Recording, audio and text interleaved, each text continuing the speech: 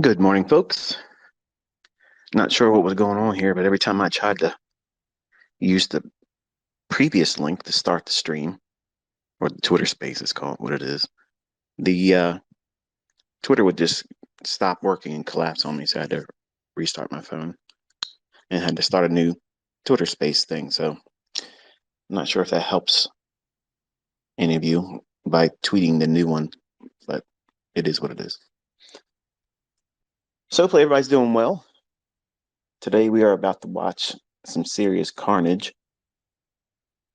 And this is a market driver that I do not trade ahead of. I don't put a trade on. You're not going to get a dose before CPI release. I haven't done anything this morning, nothing. I'm just sitting here waiting. And I'm opening my charts up for the first time, trying to get a feel for what it may or may not do here. Not that I'm claiming to be accurate, because you can see the 2 times I did CPI and cosine where I thought it was going to go right before it releases, I was dead wrong. So that communicates perfectly why I don't trade ahead of it, and that's why I teach my students not to do it either. I never figured it out, and I'm old enough to know that I don't care to now. I can engage after it starts. All right, so I'm looking at the ES, and give me a second here because I'm going to try to pull up the equivalent with the US 500 and get that out of the way, because while we're going, I probably won't be doing much of that, and I apologize, but it's very easy for me to get distracted.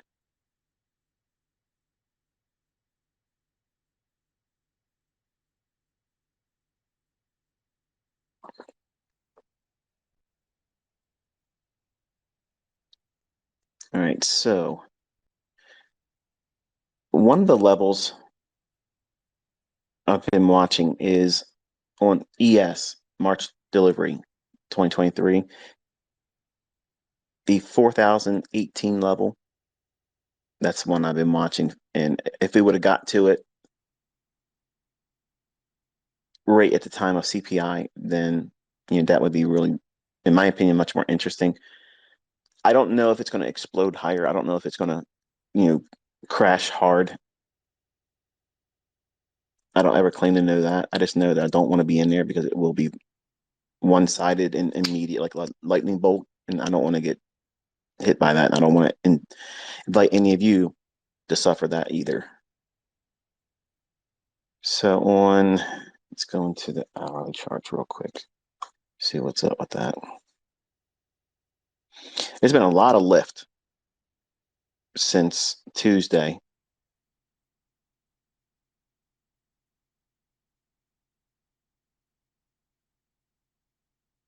I'm just comparing US 500 to ES. That way I can get my bearings, and that way you'll have levels that I've found interesting at the moment.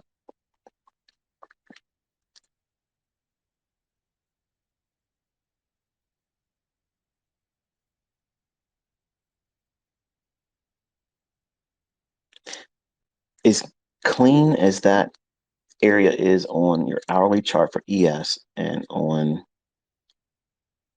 US 500, US 500 sell side liquidity around 3,800, and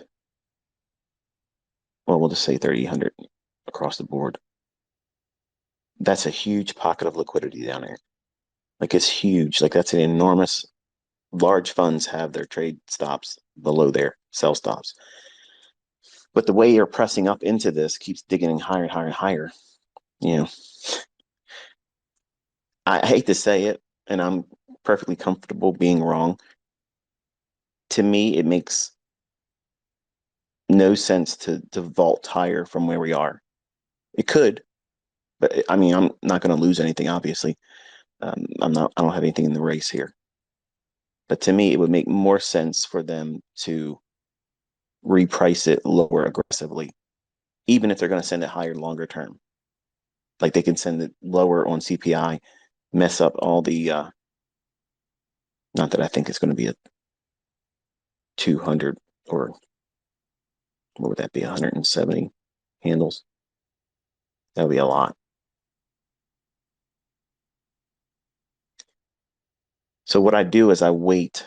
I'm going to look for, obviously, the initial 30 minutes or so, see what they leave in the wake of that aggressive one-sidedness the CPI usually is. Every single month, you need to be aware of what's on the economic calendar. And there are certain things, certain market drivers that we do not stand in front of. Rate announcements and CPI and non-farm payrolls, the top three. I had questions regarding like PPI. I don't have a fear of PPI. I've traded ahead of that one, but this one here, this one's dangerous. Like it's very, very dangerous. So what we are looking for and what I'm specifically looking for is the market to hit at 8:30 when the news comes out, the CPI number gets released to the marketplace. The market's going to go one-sided, all in one quick 1 or 2 minute candle. You're going to see the bulk of that move. And I want you to really think about what you would be feeling if you were in that move and you were on the wrong side. It's so easy to listen to these yahoos on YouTube and Instagram and such and Twitter. Staying, here's the trade I took in CPI. I had it right. Come on now. If you felt that strongly, you would be out here publicly calm beforehand with your stop and everything else. No one in their right mind would do that unless they're playing in a demo, which, we execute in demo, but even in a demo, I'm not going to try to do that here.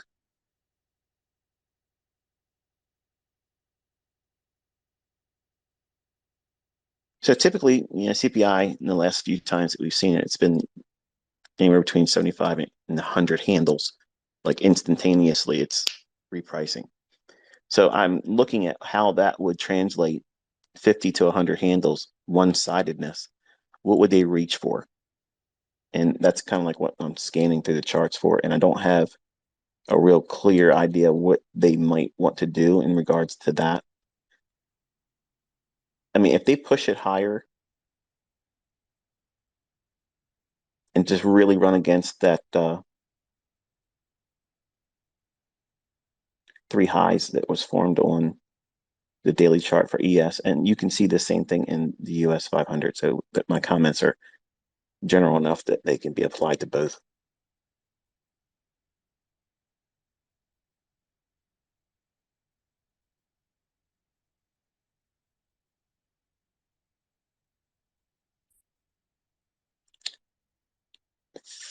Wow, 4100 has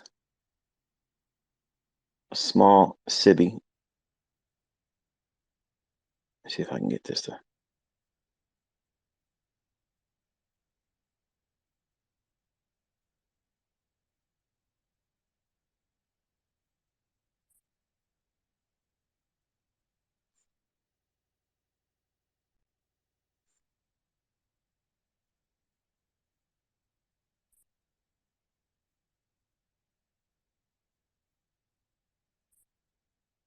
Why the hell is not TradingView doing this?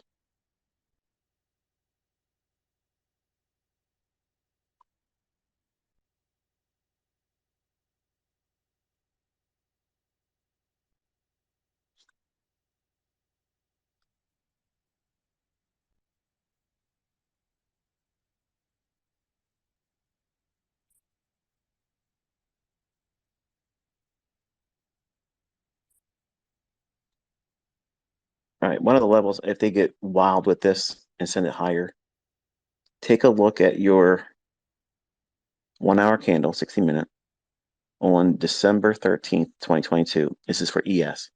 Okay, there's a fair value gap right in there, and it's just above the high on December 14th. This is your hourly chart for ES. And let's see if I can find the equivalent for you. Yeah, it's pretty much, it's the same thing. You would see it on US 500, same thing. So that one single candle pass through with a down close candle on your hourly, that's December 13th. It's a Tuesday of 2020. That is just above the high formed on Wednesday, the 14th of December 2022.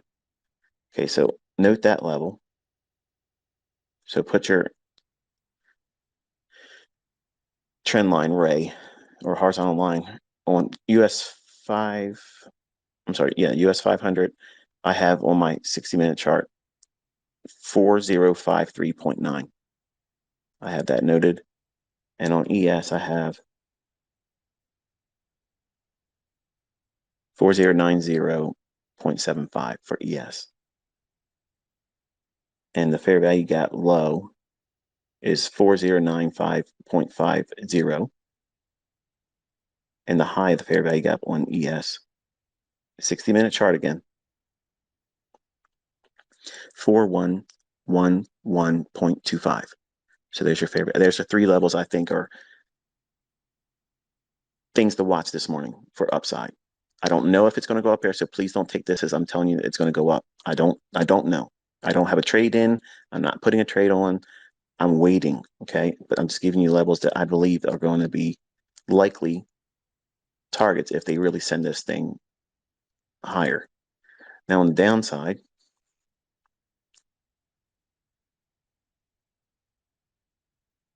I don't know. As much as I don't want to subscribe to the fact that it might continuously go up, I don't see it down here. It could obviously just collapse and do an enormous drop, but I have nothing that I can call on. I mean, the 3900 has a low on Tuesday's low at 8 o'clock in the morning. You can find that also on US 500, but I'm gonna co-sign it and just say I think they're gonna push it to 4090. And if they can get overzealous with it, 4111 on ES, and then the levels respectively on US 500 would be 40, what is it, 4053.9 to 4058.2 with a 476.1. So those levels for US 500. Now, if it collapses and goes other direction, 100 handles or whatever, no harm, no foul. Now we just hit our 4,018. Now, if I was going to sink it, I would do it from that level because it's done the 4,018. You're probably asking what that is. Here we go. Look at that reaction.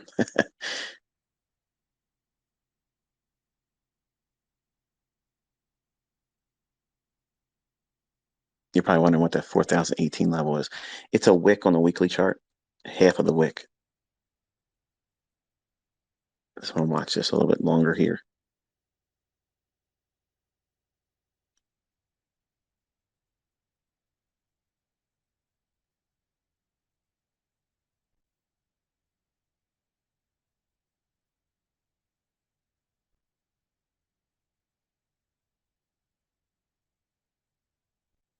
There's sell side right at the low on Wednesday.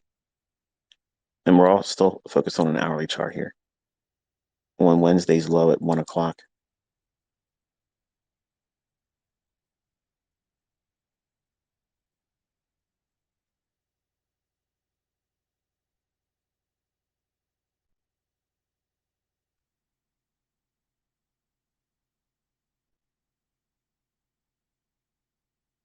Now there's a gap if you drop down to your 15-minute time frame.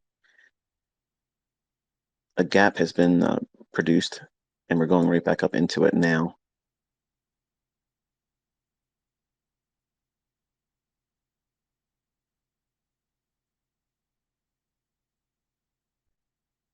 An actual gap where there was no price data printed.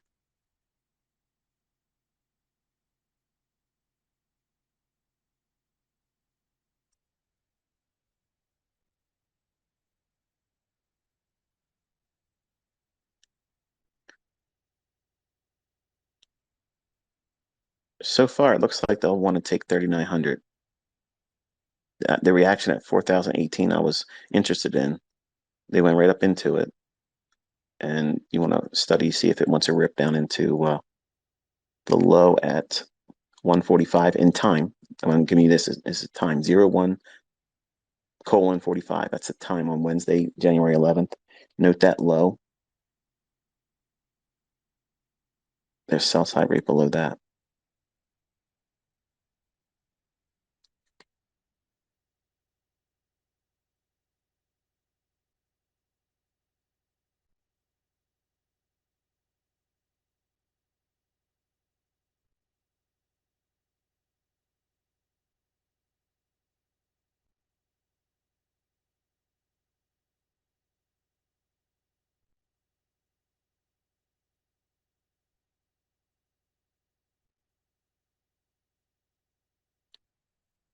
Not that CPI is ever easy for me, clearly. It's not easy for anybody. But this one's a little bit more trickier.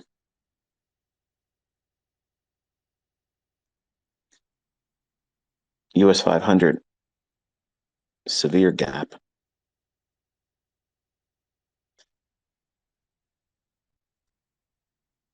Note on ES, the low at 39.88 and a half. 3988 decimal point 50. That level has not been traded back to. There's a hard gap. So far, it's only gone back up to 3986.75. So there's something of a small gap remaining. So watch and see if it wants to run up into that level.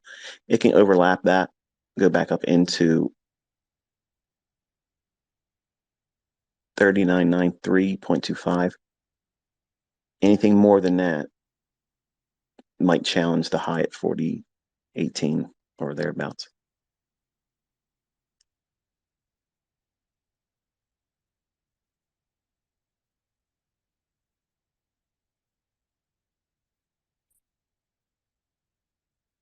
I'm going to go out to the weekly chart and show you the candle and how I derived that 4018 level. Give me a second here. It's just closing the gap on ES.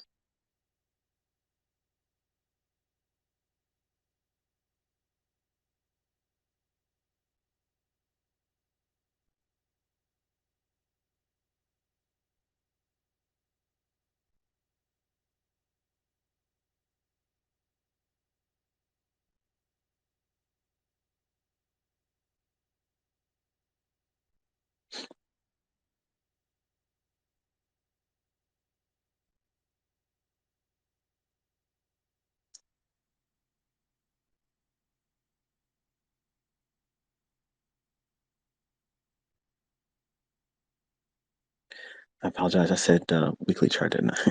It was on the daily chart, and you can find it on Wednesday, December 14th, 2022. That down close candle on ES. You're going to measure the closing price to the low, split that range in half of the wick, and you'll get to that 4018 level. Back into the 5-minute chart, and we've completely revisited the break lower. So turn your attention to running above that 4018 high. There's no other reason for it to have gone to where we are right now. This feels like they dropped it down and then likely to fade it.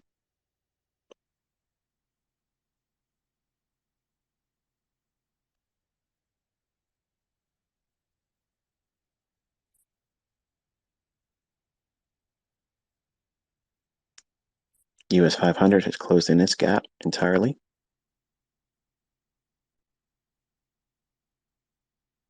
It doesn't feel like a typical non-farm payroll or FOMC where the first three actions like the fake move and then you have the opposite direction. That's generally not what you get with CPI.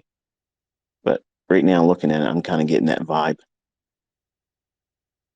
Meaning, in plain English, that the drop from 4018 down into almost 39 and a half, that may have been the fake move of the day. And they'll probably want to just keep repricing it higher. I don't know that yet, and it's still too early. It's literally only been 6 minutes since CPI hit the market, and the rule is minimum 30 minutes. So I'm saying wait until equities open at 9:30. And if it moves, so what? It doesn't matter. I mean, you're not trying to put your entire career on the stakes of whether this one individual day or morning session on CPI data is successful or not. So you don't want to place that much emphasis on one decision, especially on a high rolling gamble like this is.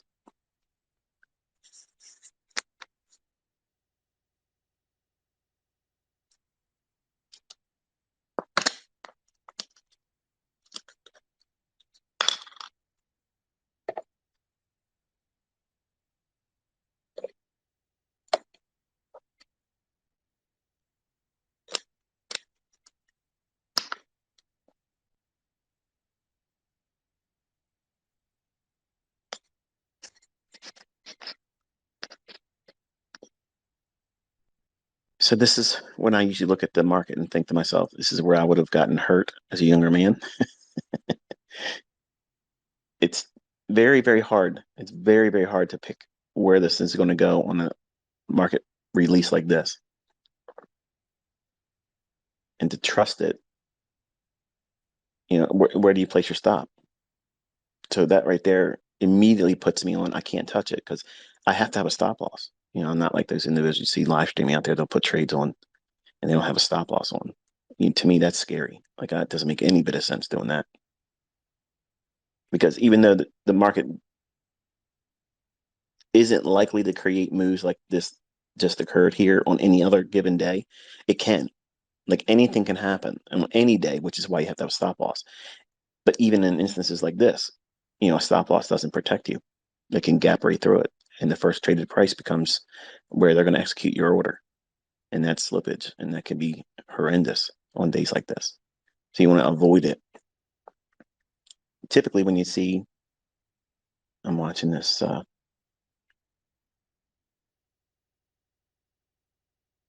gap on 5-minute chart, 08:25. That's your time, 8:25. Okay. There's a fair value gap on the 5-minute chart. We've overlapped it a little bit.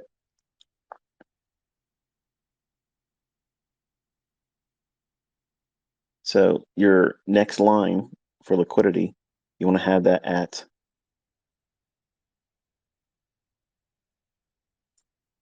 a second here. 39.54 even.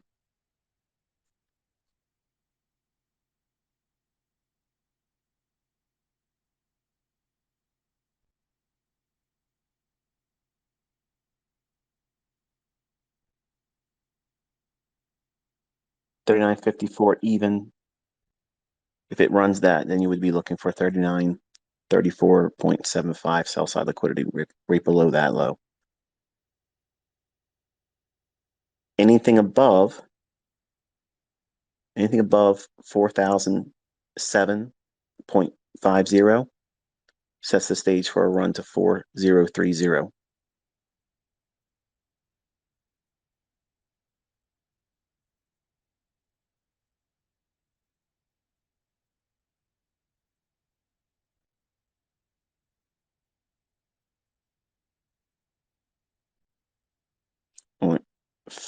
What is it, US 500?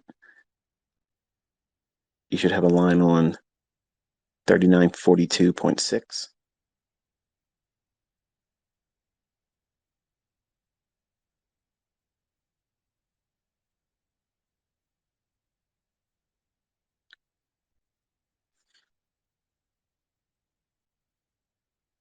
Now, if it can take out 39.54 and 39.34 3/4 on ES, I like the level 39.27 1/4, so 3927.25, and I like 3900.50. That would be my hypothetical. Not that I'm in a trade. I'm not in a trade, and I promise you, you will not see a recording. I'm nothing. I'm right now just studying it, just like you are right now. I'm trying to get a feel for it. And can I get myself on side reading it right now? And so far, I'm not. I'm not on side. I'm not accurate about anything right now. So just watch it. And what I'm doing is I'm trying to get a feel for does it show me states of heaviness where it wants to go lower? If it does, then I'm going to look for logical levels where it would want to go there. But anything above 4,000 now, or 4007 sets the stage for a run to 4030. And if it gets rather accelerated above 4030, then I would be returning my attention to 4090 and 3/4. And that would be where I would look for the day or going into tomorrow. So it's a lot of weighing out, which is unfortunately what you don't get to see or even experience, because when I'm doing my setups and I'm executing, I'm watching these types of things. And that's kind of like what I'm commenting on when we're doing our live sessions. And many of you are going to be frustrated because it's going to be like, give me a trade, give me a stop, give me a target, when I'm just going to be reading price with you over a chart, showing you what levels should stay where they are and kind of like walk you through. And I'm trying to do that now with your chart audibly. And right now there's nothing to really build on except for I'm measuring, is there an interest by the market wanting to grow to either 39.54 for sell side. And if it does, then we can trust that it's likely to go down to 39.34 3/4. And how much below that? I like 39.27.25. That all changes. That whole idea changes without me having to be in a trade if it moves to 4007. And what was the high on? And the reason why I'm saying that is the high at 835. That high is 4007.5. So 4007.50 on a 5-minute chart. You should see that short-term high. So if we get above that again, then I'm looking for it to run to 4030. And then I would be measuring the speed at which it trades to either 4030 or how it trades to 39.54. Speed and how fast it gets there, either direction, that's what I'm looking for. I'm measuring that. I don't care which one it does. I don't give a hoot. I'm trying not to cuss. But the long and short of it is I'm trying to get a read on what price is likely to do. Now, if you were holding a gun to my head, I believe we're going to take 39.54. That's what I believe right now. So if you want to know what I'm thinking, if there was a way of measuring what do I think is more likely to occur, it's the 39.54 level dropping to 39.34 and a quarter. I'm sorry, 3/4. Ultimately reaching to 39.27 1/4. Why that level, Michael? Why did you come up with 39.27 1/4? He's in my head. All right, watch that high at 4007.5. In my opinion, there's no reason for it to go back above that unless it wants to go higher. Now, what happens when I get either one of those circumstances in my charts? Like if it goes above 4007.5 and rips right through 4018. What do? I drop down to a 1-minute chart. And the same thing would apply for if it drops down below 39.54 for ES. Now, for the folks in US 500, I apologize. This is why I'm not going to be able to do this efficiently when we're doing live streams and such. I'll pull the charts up. I'll draw the lines out, but I'm not going to be commenting that much on it because I'm already getting, they're sitting right next to each other, but I'm getting disoriented like I did the other day when I was, trying to discuss them both. I know some of you are going to be very angry about that, but I'm trying to make the best of my own skill set. I can't be distracted. I don't trade the US 500. So that high, if it goes above, for the US 500, 3984.26. I'm sorry, 3984.6 rather. If it goes above that, then it would most likely run to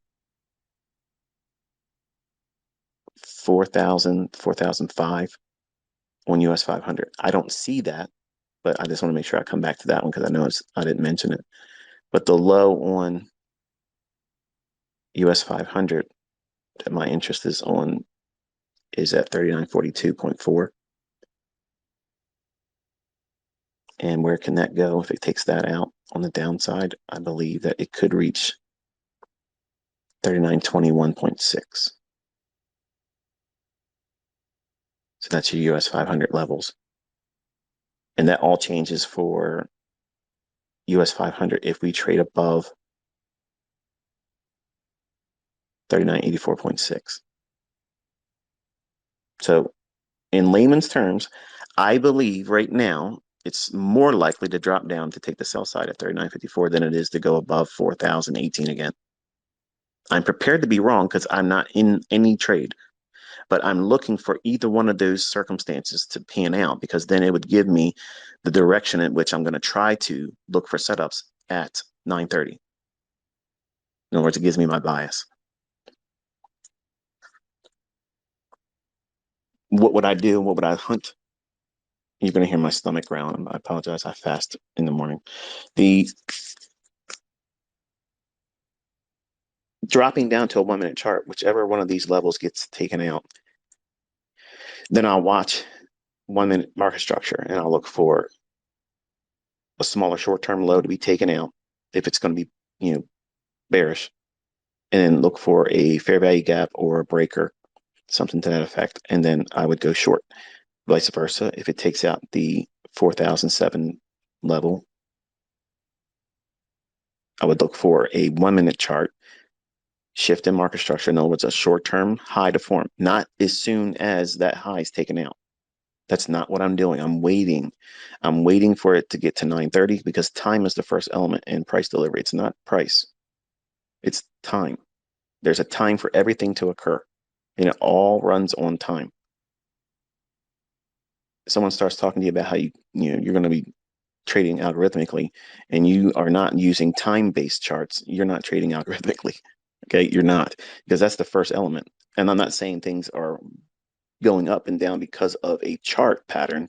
It's just that's the measurement. That's why I even use it. I don't even need the chart, but to communicate what I know and to make a language that way you can learn from me, the chart does the process of showing the time element. So if you're using range bars and anything like that, you're not going to get to algorithmic output. You're not going to see it. You will not see it. You might come up with a religion thinking that you do and call it a logic or an algorithm, but that's just contrived.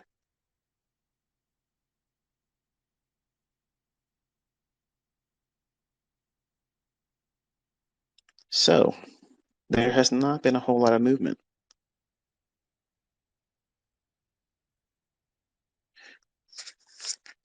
Now, when your ES, I heard make mention of this. When your ES 08:40, that's time, use a short-term trend line, drag to the right off of the opening price at that 0840 level. The opening price on that candle is 3988.25. Okay, and the high is 3992.25. That's usually when I draw out levels. I'm going to watch and see if they are respected. They're like order block theory. And I want to see those levels. If they come down and touch it, if it kisses it at the top of the wick and reacts and strongly moves higher, that's a signature I like to see.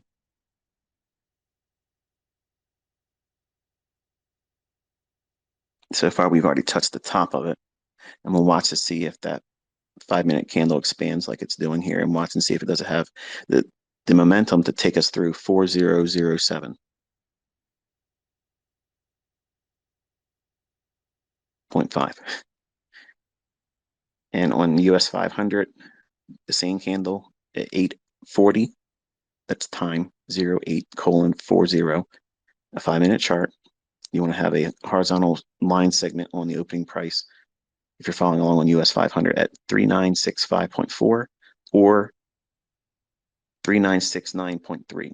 Both of those levels, I usually have that on my chart, and usually you'll see me highlight the wick in the body. If it's a small little tiny little wick above, I'm looking for both levels.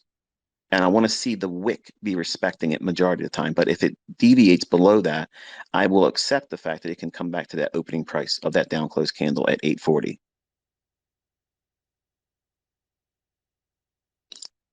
If it starts to show signatures of respecting that, then once it starts to move away from it, and we haven't really seen that yet, but if it does, then my eye goes to the midpoint of the body of that down close candle at 840. That's mean threshold. Once it starts to respect the candle that I see as a potential order block, I never want to see the middle of that candle be broken. It can trade to it. That's fine. It's preferable that it doesn't do that. So we would prefer to see these candles right now. I'm going to literally go into just discussion of the ES because I'm looking at the US 500 and I know I'm going to get these levels called wrong, but I've given you enough here. We're watching for it to see if it can go through the high of the candle at 835. Okay. So I think if we talk like that, you'll be able to still track me on US 500. I apologize. I'm trying to do the best I can. I know a lot of you don't have real-time data for ES, but you know, I can't teach effectively if I'm being distracted looking at other things. Okay, you see how we're expanding? We've already got, that's 5 handles right there.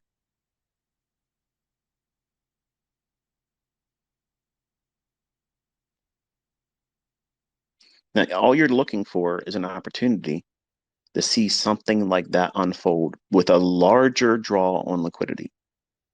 Okay, for instance, let's just say for the sake of argument that we believe that 4018 is an upside target from where we are right now and that down close candle at 840. Okay, as it opens up on the candle that we're at for a 5-minute basis, so we're still looking at a 5-minute chart right now. Right now, present time, we're at 08:50. That's time. Okay, 0850. That time candle, it's already offered what I'm telling you to look for as your minimum threshold objective for trading, which is when you go in, you're trying to learn how to do this. Okay, you have to have a realistic target of what? Well, what's realistic to me? I think anybody going through the model that I taught on 2022 YouTube channel, you know, the mentorship ICT, you can easily get 5 handles with that, easily. And you can find multiple instances of that throughout the day. So it's very forgiving for someone that isn't precise yet. So it allows you to grow into it more.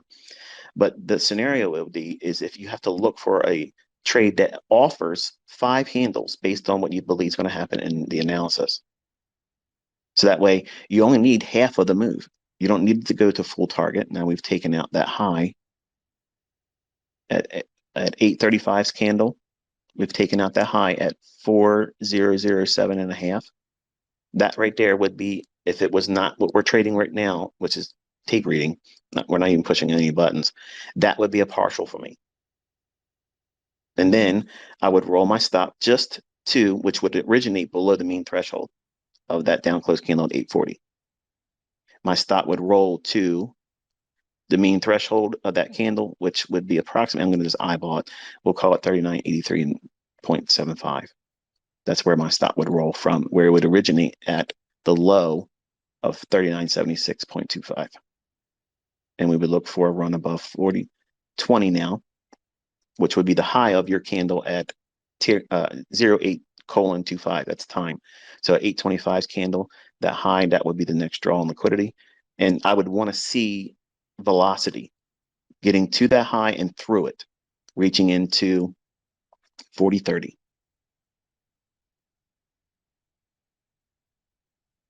Once it trades above 08:25 candle or 825's candle, that high, you want to have that noted on your chart also, like draw a little line segment across it.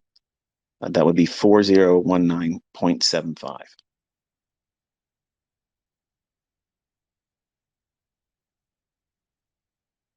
And you want to screen capture all of this as I'm discussing it because it'll be more meaningful to you later on once the day fulfills its, you know, agenda.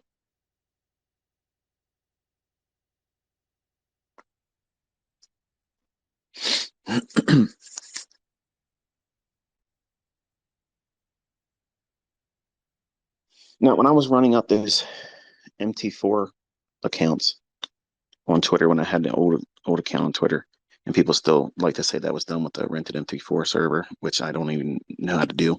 I don't do that, and I could swear in a court, and there ain't nothing like they can't say anything when I'm calling it live, when I'm outlining it live. Anything that can be seen on a 15-second or 30-second chart can be traded on what I just showed you here. You have to have the next draw on liquidity. And there's so many intraday movements that will create these opportunities for price to fluctuate and move from one point to the next.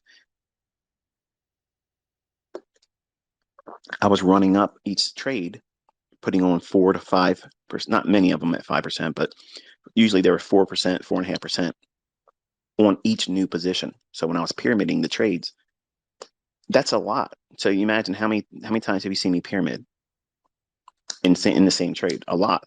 So if each new pyramid position was being scaled in, risking it in itself for up to 4.5 averaging percent each time, over time, how many times have you seen me doing these things very precisely? Weeks and months, and now years for some of you that are in private group. Long story short, it doesn't take long to build it up and parlay it up. But to someone else on the outside looking at it, it's easy to say, oh, this is fraud. It's not fraud. It's just me sitting there proving a point over and over again, because there's a lot of people out there that will just show you an MT4 list of what they made in their Forex trades and then show rented cars and here, buy my course and do this and do that. And I was trolling an individual back then, doing all that stuff. But you can't argue when someone's sitting in front of you outlining why it should do what it should do, calling it beforehand, and then executing on the logic, working inside of a 1-minute chart where time doesn't even allow you the benefit of being able to do anything else but that.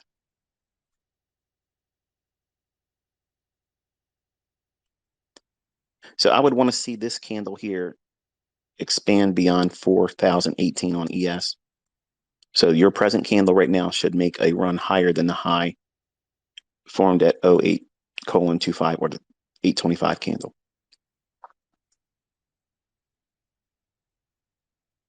I would prefer to see this candle close like it is, and then have the candle at, and again, we're all still on a 5-minute chart right now.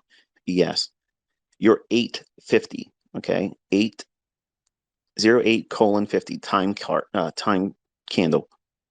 That I would prefer to see that be formed as a fair value gap. So in other words, this candle should close not going any lower than the low it's already formed, once we got several seconds of left before it closes. And I would like to see that gap stay just like it is. I wouldn't want to see it close in. That would act as a breakaway gap in my mind, sending us into 40-30, and we'd start looking for 40-50 as a potential upside objective as well.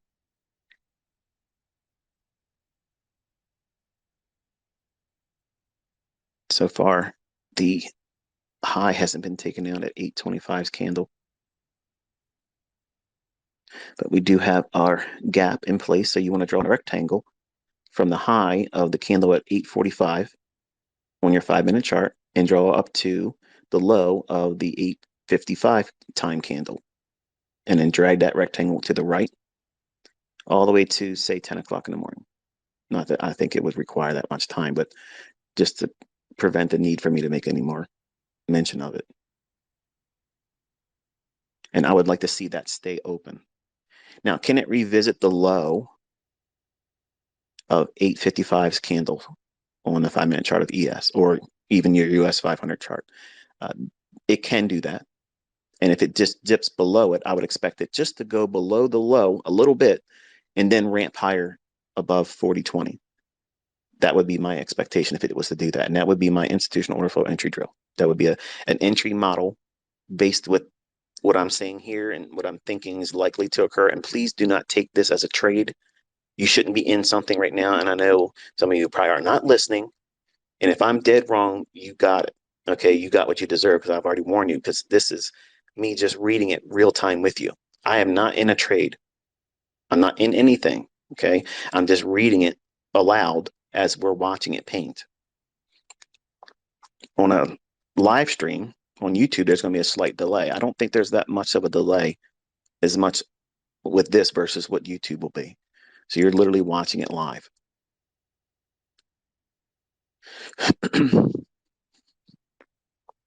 So I want to see this pop through, make a higher high on the day.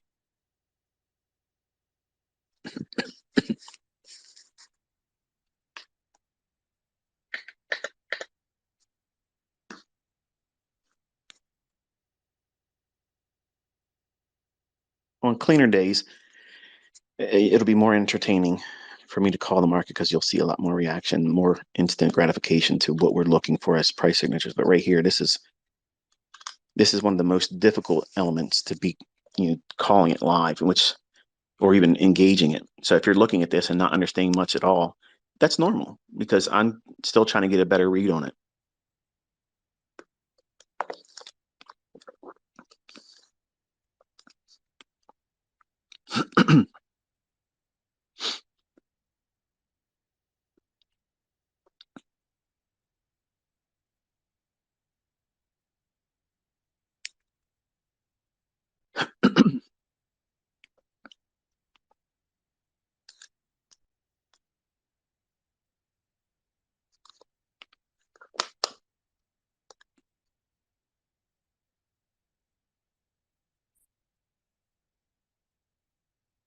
This is typical where you have an old high. You'll just consolidate and fancy dance around. Now, because we have that fair value gap formed based on the 850 time candle on a 5-minute chart, I would not want to see price go below the low of that. That low specifically is the price formed on the high of the candle at 845. Okay, so you want to have a line on that. I don't have this in my charts. This is how my mind is processing it. Obviously, if I had a line on everything I'm outlining here, the chart would be so busy, it would be a mess. It look like an algo box chart, and you don't want that. Yeah. So we don't want that low or that fair value gap to be taken out.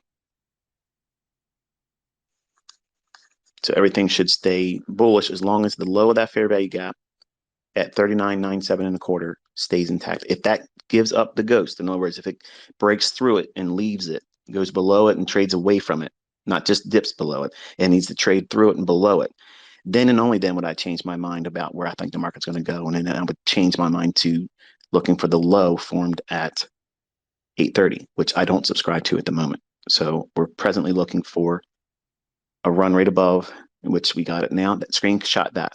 That would be a partial. That right there is exactly what you would be taking on a day like this. You want to be taking at least 75% of the trade off. And you would leave a small portion on to see if it can run to 40.30.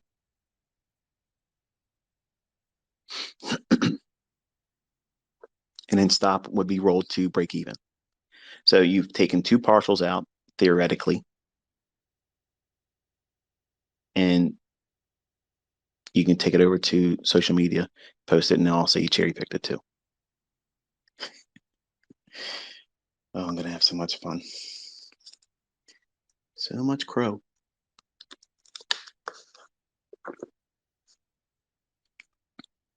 All right, let's take a look at. Now let's play devil's advocate for a moment. Say this thing is to continue higher. I don't know if it is. Okay, we haven't even got to 930 yet.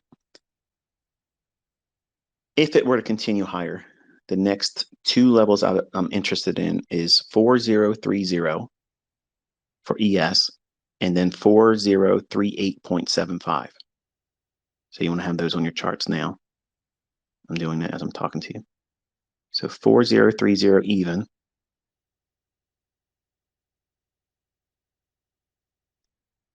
And then another one. And I use the little horizontal ray where it's just a line going to the right from wherever I drop it.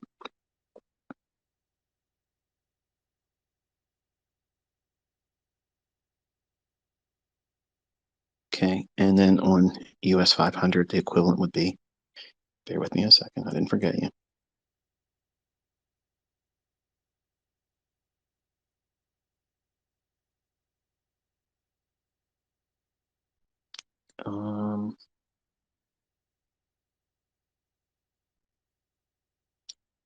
For US 500, if it were to continue, I like the levels 4014.2 and 4029 even. Okay, so our attention goes back to that candle at 850. Okay, so regardless of whether you're following along on US 500 for the CFD traders that can't trade the US futures market or don't have real-time data, uh, the same thing applies. The time candle on 5-minute basis. So your chart should be at interval of 5 minutes per candle, and the 850 time candle. Okay, that candle is the fair value gap. The candle prior to it at 845 time wise, that high comes in at 3997.25. We do not want to see that level breached, and we don't want to see it go down below that. If it does, that changes everything, and it puts us on standby mode, and I would expect it to show willingness to want to go lower after that. Can it dip into the low of the candle formed at 855 in time? Yes, it can do that and still go higher. That's not a problem. It's just preferred that we do not see that.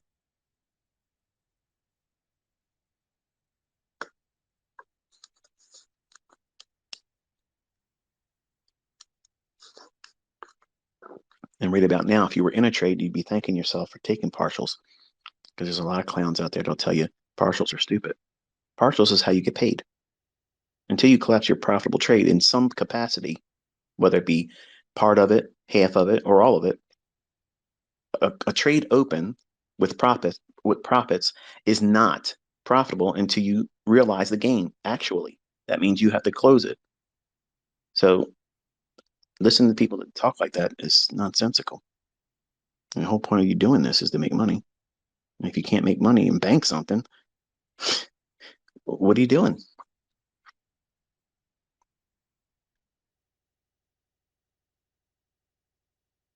The levels I gave out earlier were just, just the experience factor, because it's too hard of a read right now. There's nothing logical to base anything on, because it's just a choppy little range that hasn't been productive in many ways, haven't done much at all. It caused harm to anyone that was long already, though.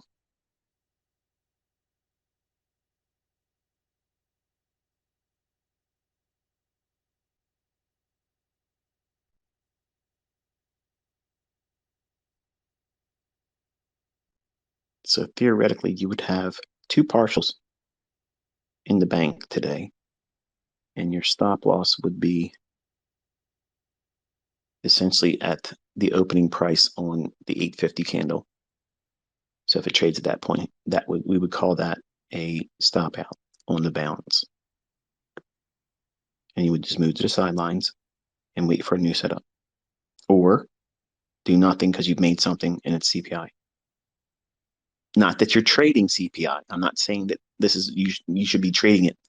I'm just saying from an experience point, like right there, what it's just done, that dipping below the low of the 855 candle, if it's going to go higher, it shouldn't go much lower than it is right now, and it should start to go higher from here.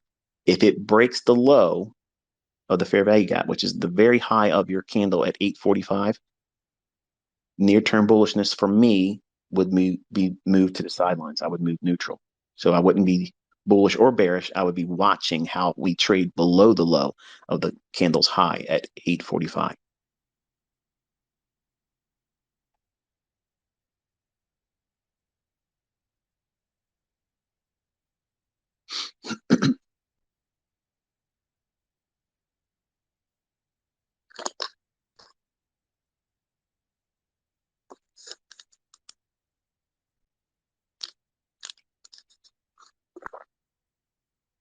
I just realized something. I'm not sure if I took this off mute.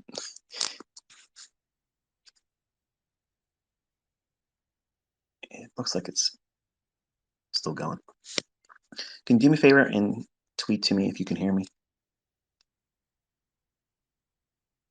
Can you hear me?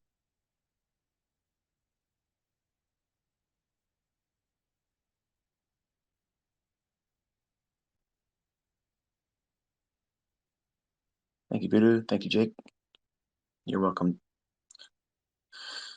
All right, so we're not quite in the middle of that fair value gap that's formed on the 5-minute chart based on the 850 candle. About halfway through that's consequent encroachment. I would not want to see that breached. It can go just a little bit deeper, preferably it shouldn't, but I'd like to see it turn from here and start to build more bullish candles and then try to run through the high formed on the 9 o'clock candle.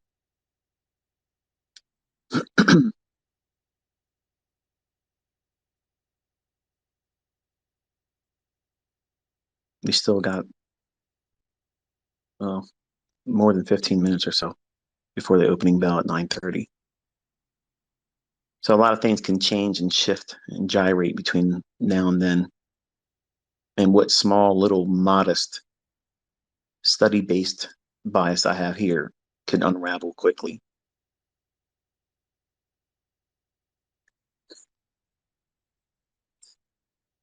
So I want you on your 5-minute chart, whether you're using the US 500 to follow along or if you're using the ES live, grab your rectangle tool and take it up to a point at which where it says 4015 even, or just find any location on your chart and then drag it down to the equivalent of 5 handles.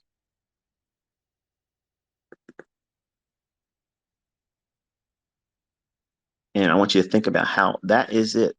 That's the range of what you're trying to accomplish. As a starting point, as a low hanging fruit, first rung objective as a student of mine, you're looking for just that.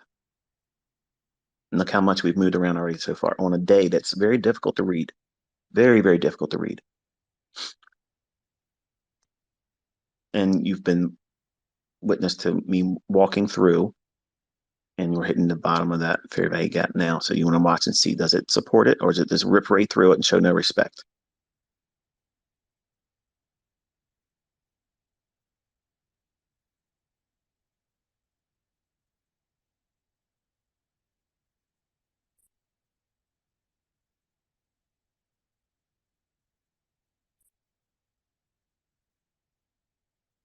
Be mindful you should have a line segment drawn from the 850 candles, opening price that being 3993.75. That would be the hypothetical stop loss. That would be breaker even for me with 2 partials banked.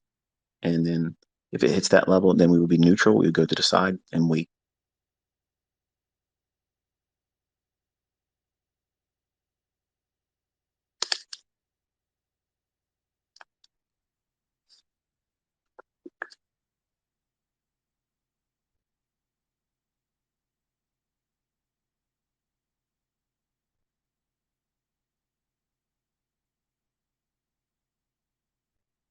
Now, if this was Forex, you'd already be stopped out.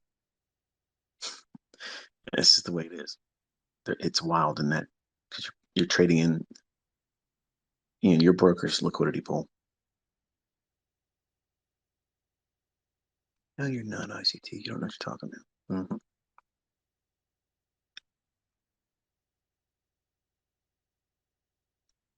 And stopped.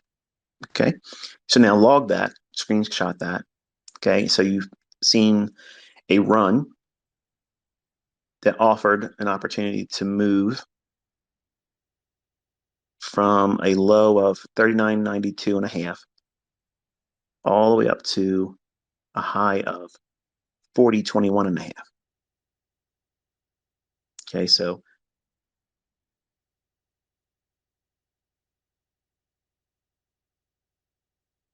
look at the range I told you to draw out with a rectangle is 5 handles, 5 points. Okay, so that would be like drawing from on your ES chart would be 40, 15, 4015. Drag the rectangle down to 400. I'm sorry, 4010. So it's 5 handles. Okay, that small little box, that's what your eye's looking for fluctuations to capitalize on. That's it. That's the smallest threshold objective that you need to concern yourself with if you're brand new. Because those 5 handles, if you're trading with one mini, that's $250. Some of you probably listening aren't even making $250 a day. But that one movement, that can change your whole life because that's the first building block of being able to be consistently profitable, finding something that repeats over and over and over again.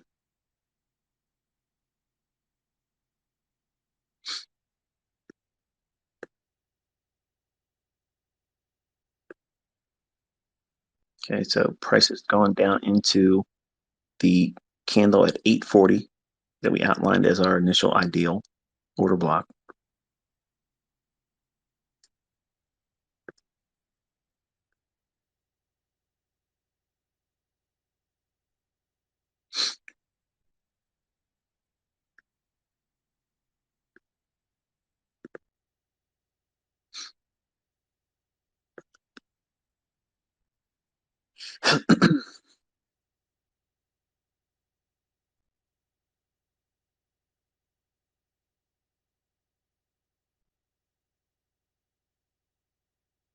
Okay, see how it's moved away from that fair value gap after touching the bottom of it?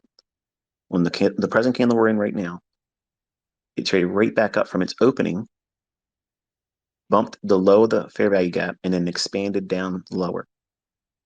See, that's a signature that would, as I was stopped out, if I watched that occur, I would feel better about the idea that I got stopped out instead of just thinking like a typical trader would be, oh, I got stopped out. I'd be frustrated. I'd be thankful that the stop did its job. I paid that stop, hypothetically, to do its job to prevent me from losing more.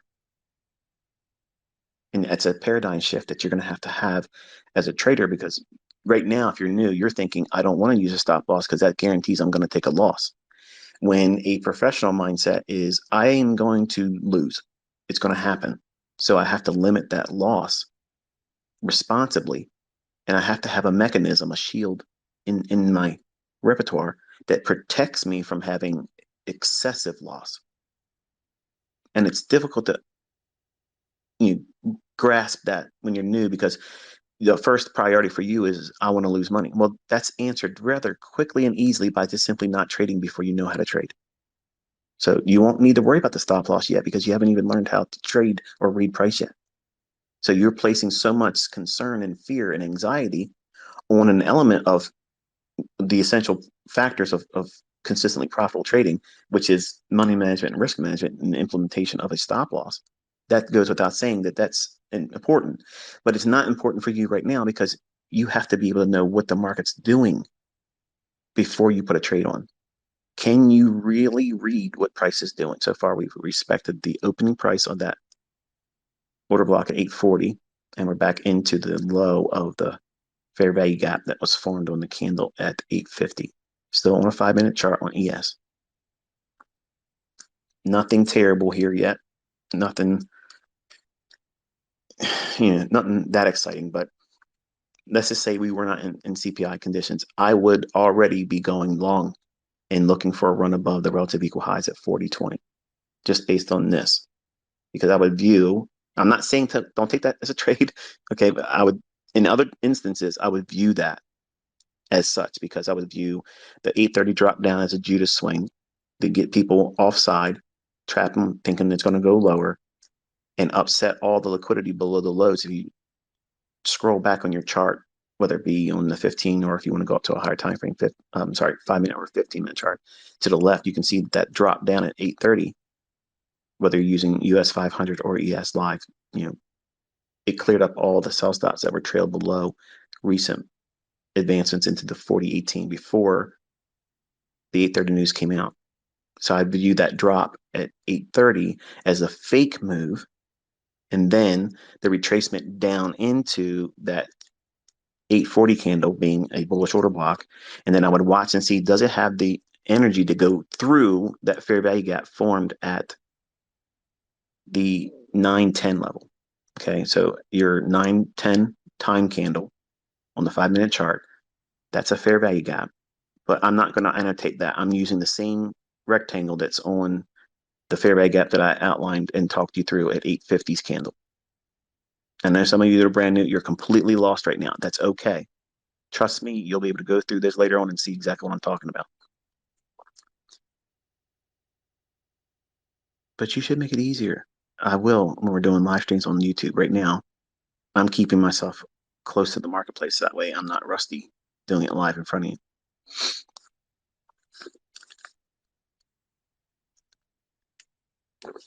Does it want to expand higher quickly too on this candle or the very next candle, preferably this one here? I'd like to see it really aggressively run up and take out the low of the candle at 855. That would be going through the full fair value gap that was formed on the 850 time 5-minute candle. So that big green candle at 850, I'm watching to see if the present candle that we're forming on a 5-minute chart, does it have the energy and the momentum to carry us all the way through the gap that's been formed? Because if you look at what's going on here, we have a candle at 910 on a 5-minute chart on ES or US 500. We have a candle at 910 and then the candle at 850. Both of those candles are one single pass. The 850 candle is a one single pass up. Then we have one single pass going down at 910. So that being a potential to be a balanced price range. If it rejects this and can't climb through it, and if it stifles any movement higher, that really increases the likelihood of us running down to the lows that were formed on 830. So quickly you can see how there's a whole lot of this type of balancing and measuring and seeing what you should be doing. And that's why it's very challenging as a developing student, because you don't even know what you're supposed to be considering as important. You're just looking for, give me an order block or a fair value gap to trade on. There's so many things that has to be weighed out and decided. And that's why I have a great deal of respect for people that live stream, because not only are they doing all those things that make up the decision process of following their model, whatever it is, they also have to know that the outcome of whatever they're doing is going to be judged harshly, even by the folks that supposedly support them. They know in their heart of hearts that that's going to be impactful to them because they look at you as a hero. Okay. And here I am. I'm not trying to be a hero. I'm just teaching you how to read price. So far, we're about halfway in to that gap.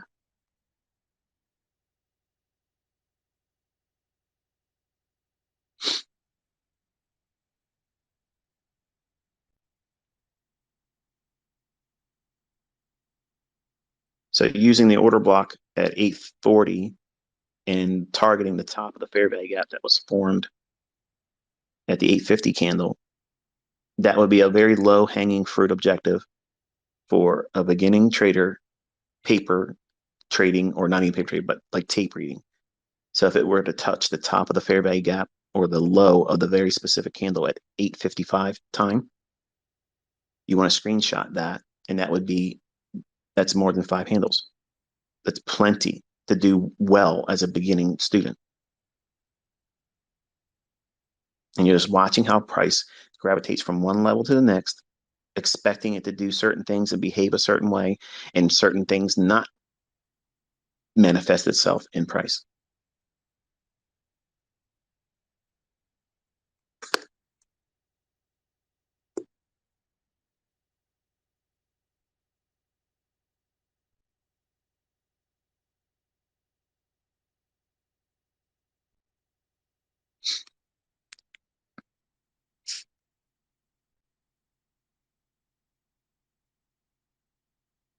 Now, we don't want to see a trade below and through with the energy, like a lot of excitement below 39.97 and a quarter, or the high formed on the 915 candle.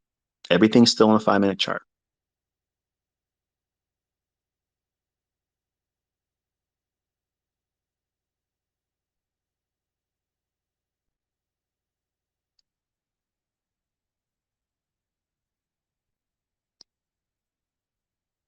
That's like it's talking.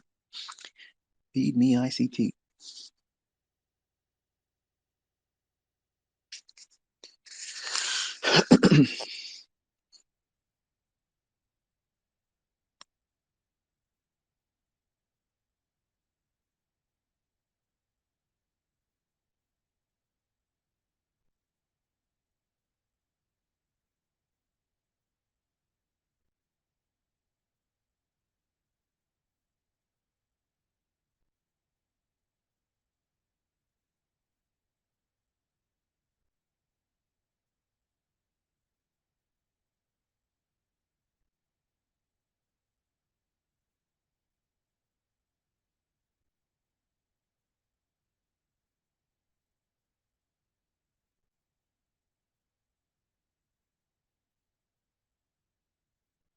All right, 2.5 minutes to the opening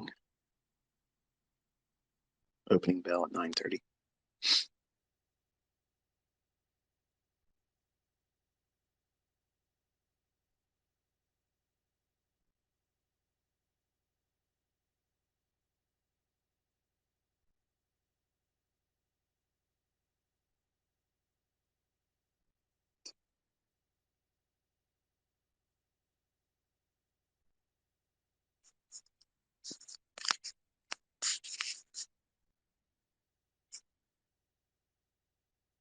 Give me that that pen, son.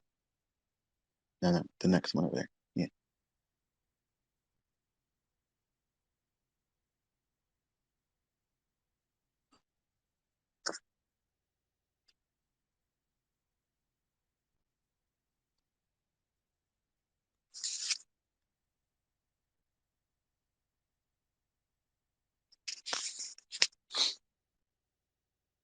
So far, we're just consolidating inside that fair value gap, a 50s candle and a at 9/10s candle. So if it moves energetically below 39.97 and a quarter and goes back into that order block that was formed and we've been monitoring at 8:40s down close candle, that would indicate that we're inside of a balanced price range, and then we could use that information going into 9:30. So far, we've not shown any kind of energetic move below 39.97 and a quarter. It's just retested it and we're back in the middle of the gap.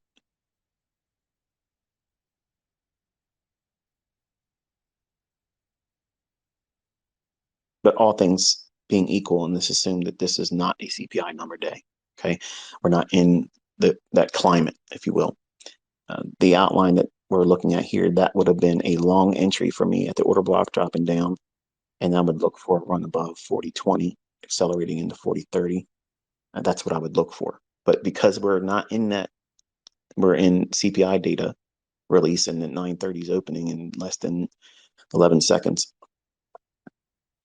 we have to just paper or tape read it.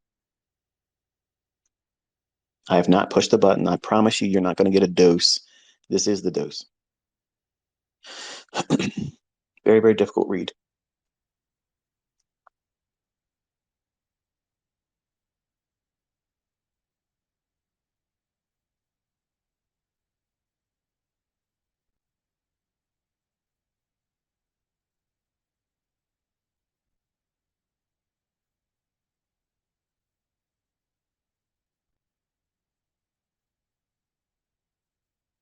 Getting another touch of the 39.97 and a quarter, below the fair value gap, which is the high of the candle at 90. I'm sorry, at 8:45 candle.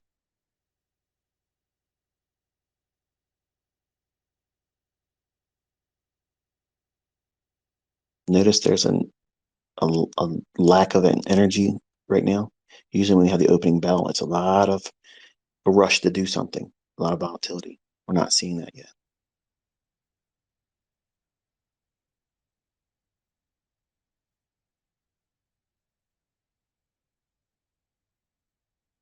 Okay, leaving the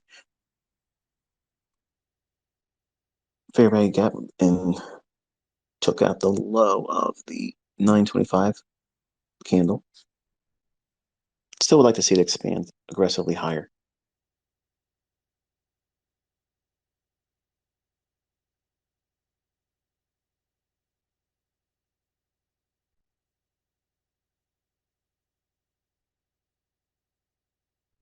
So the question is when you're looking at this as a new student or someone that's maybe a break-even trader and you're just looking for a way to determine when the market looks like it's going to do something, like what is a market that's poised to do something with a high degree of probability?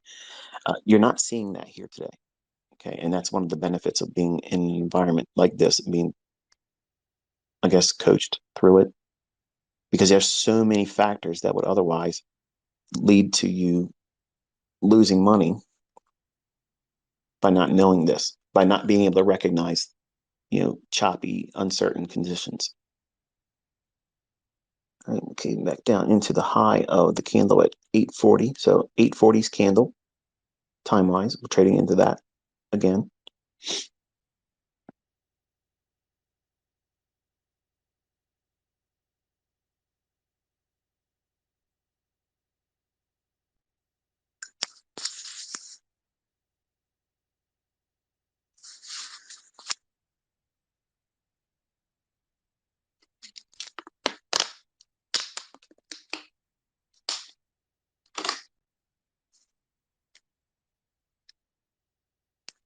All right, so we have evidence that that's a balanced price range now at the range that we've outlined as a fair value gap. So your attention should turn to the low that's just been taken out at 915. Okay, we're going to treat that as a potential short-term shift in market structure. And I'm drawing a line out from that to the right. That's usually that orange line. I usually put like the little light bulb icon on my chart.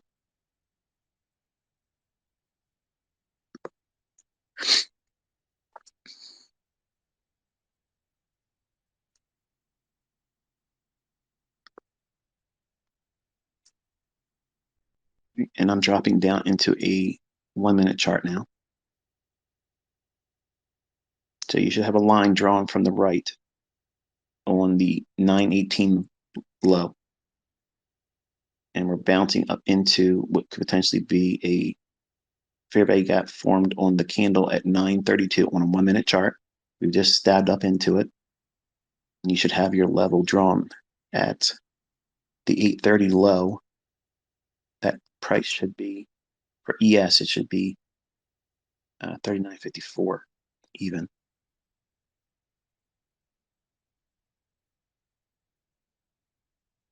Okay, and then you would hypothetically in your mind say, okay, we're inside, we went up into the high of the 933 candle.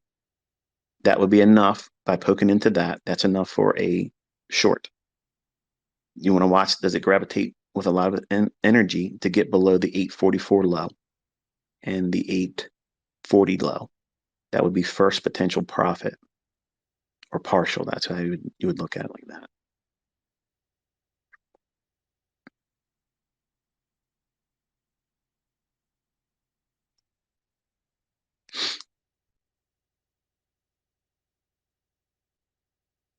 I have not pushed the button. there's no trade. I'm not going to do any trades today. Okay, if I trade anything, it'll be in the PM session.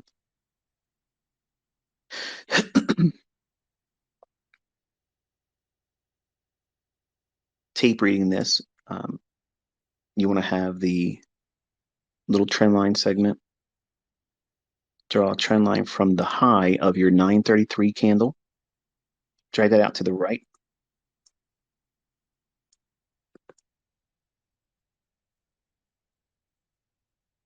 Okay, and you can see how we went up into that high just by a little bit on the 934 time candle. And then we're all on a 1-minute chart right now.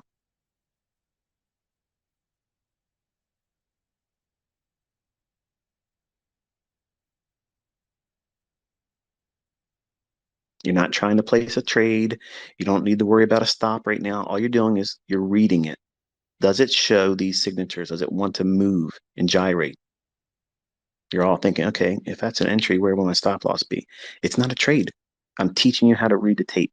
Until you can start doing this, you can't figure out where to put a stop loss. You won't be able to go in the right way. You won't be able to know what the market's going to do. There's stages in this development. You have to go through the right process. Every single one of my failed students, every single one of them do the same thing over and over again. They rush to try to get into a trade. They want to make money right away, and they're not prepared to do it. They haven't properly learned how to trust what it is that they're going to be trying to put money behind.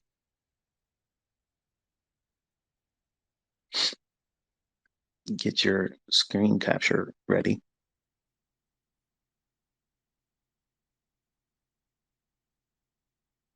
I don't want to see the open on the candle at 935 be breached. Okay, that small little up candle. It can retouch that or retrade back up into it.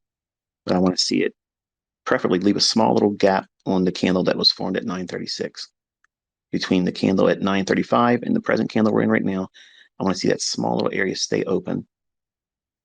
It can trade back up there. It's fine. But I'd prefer to see a small piece left open and then go down below the low at 840. But we have now traded back up to that up close candle. Very, very small, shallow sell side liquidity pool resting below the low at 840. I want to see now this candle or the very next candle, real sudden drop below it. And if it does that, you want to screen capture it as it does that.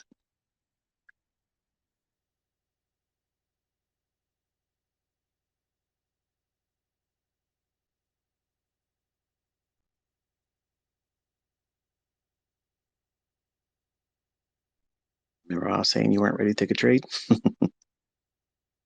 Some of you are like, I'm glad I didn't take a trade.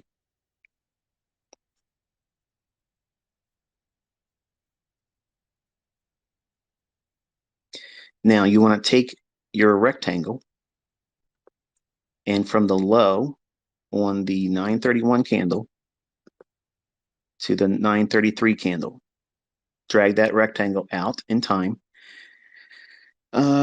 Drag it out to like 950 time wise. Okay. Price could go back up into that. Okay. Which is the reason why I didn't discuss anything about a stop loss, because you can go in and use the high on the 933 candle as your entry. On the 934 candle, when it poked above 933's high, that's an institutional order flow entry drill. 5 handles were offered on that run lower, and it need not do what? It need not go to the low at 840. But notice what it did reach below. Look at the closing price at 844. Just for a moment, you're not going to keep this on there, but just for a moment, drag the line I told you to anchor from 840's low, drag that little horizontal ray or trend line or whatever you want to use it, drag it up to the closing price at 844. That's a rejection block. So does it offer from running out the high on the 933 high on a 1 minute chart? It runs above it, and then that would be your short. Does it offer 5 handles to get down to that rejection block? Because that would be your next discount array. Yes, it's done it beautifully. And it didn't need to take out the wick low at 840. And now what is the price doing? It's just meandering around between the rejection block and the low formed at 918. So we would prefer to see it expand once more and aggressively attack the liquidity resting below the 844 low. So put your line back on that 844 low. We would want to see that.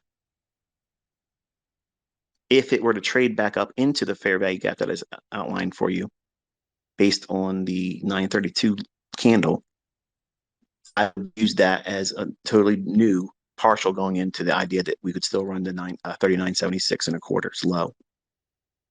All right, so now watch how this next candle should be popping lower.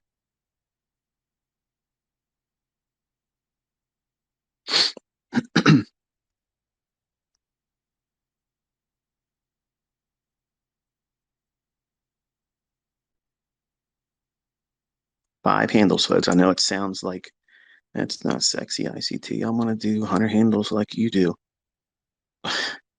I started like this. I started just like this. Small little incremental moves. And they build.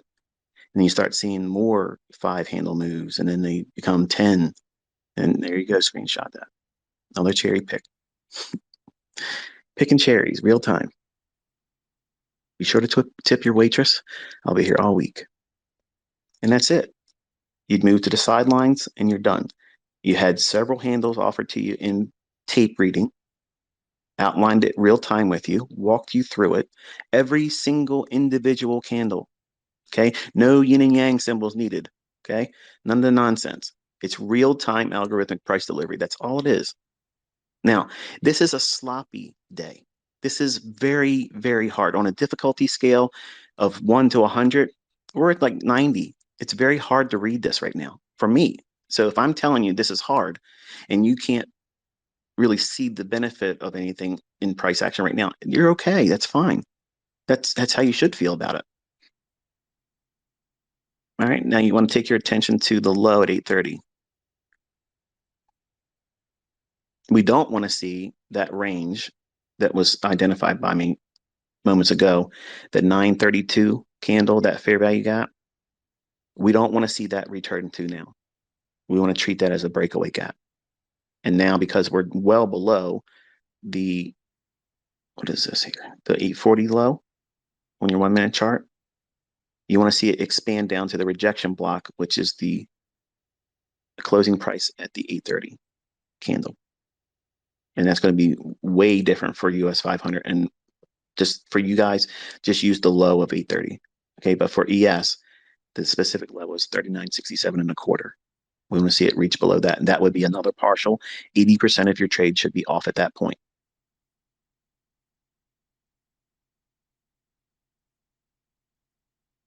I know some of you are not listening and you're in trades right now and you're flipping out because you're making money and you can't handle it. I told you not to do it. It's worse than crack. Not that I have experience with crack, but yeah. Oh, ICT. All right. As soon as it cracks 39.67 and a quarter, you want to have that screenshot.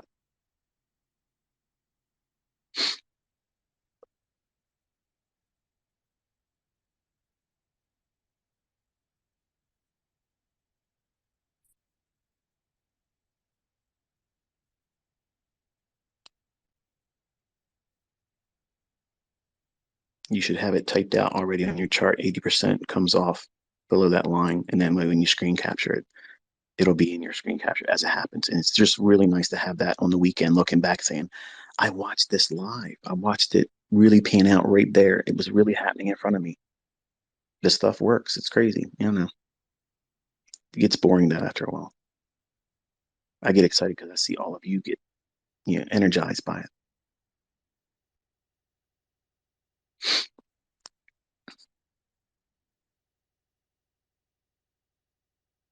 Oops, there's that luck again. Now, your wick for ES traders, you want to take your Fibonacci and measure an anchor from the low on the 830 candle up to the closing price. That comes to 39.60 and 3/4. You want to have a line on your chart at that price. 39.60 and 3/4. You would take a partial below that and then let the rest run and see if it can take out the low at 39.54 even, or whatever your low is in US 500.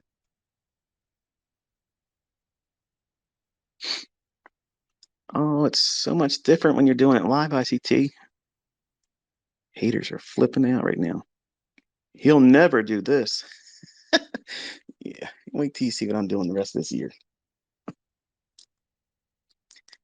It's closing time. Ain't nobody selling mentorships this year.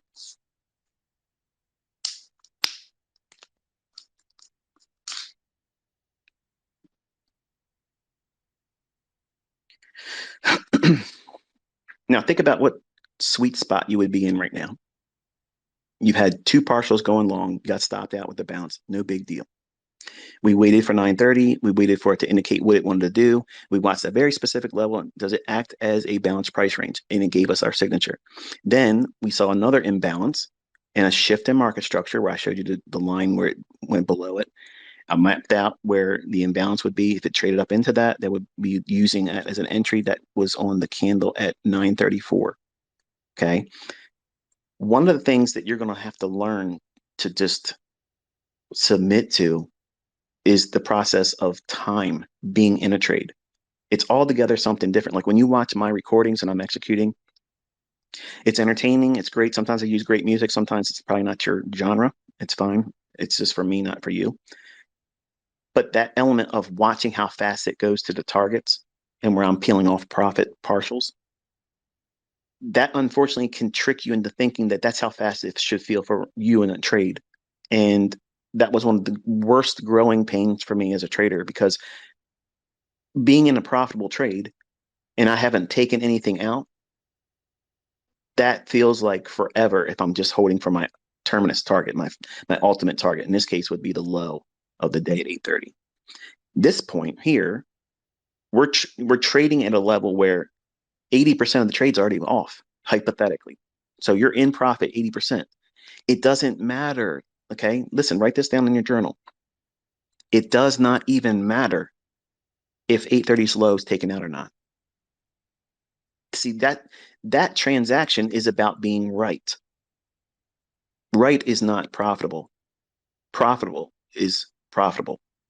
So we're looking for ways to take things out of the marketplace where it makes sense to do so, where there is liquidity, where there's a reason for the market to be repriced to. What's the basis for price even going to these levels? That's what I walked you through this morning. That was the narrative. You're not seeing that with other people out there. You're just seeing them show you results on an MT4, or they're doing lots of trades and going to full max loss and not using stop losses. So there is a degree of mastery that you will grow into, but you start here and you do this for weeks and months. And then you learn how you're going to interpret price. How has it felt for you to watch this? As it was melting down, respecting the levels I'm calling out and showing you very minute candles, telling you what it should do, what it should not do. How did that feel watching that? Did you feel anxious? Did you feel comforted because I'm talking about it? Did you want to fade it? I guarantee you trolls are out there trying to do the opposite because they were hoping I was doing it wrong. So they can go, look what ICT did today, but I did the opposite. You got your ass wrecked today. But feelings watching this real time, you have to really pay attention to that. In your journal, you should be doing the most of that today. So after we close our session, you want to go to your journal while it's fresh in your mind. What did you feel? And be honest with yourself.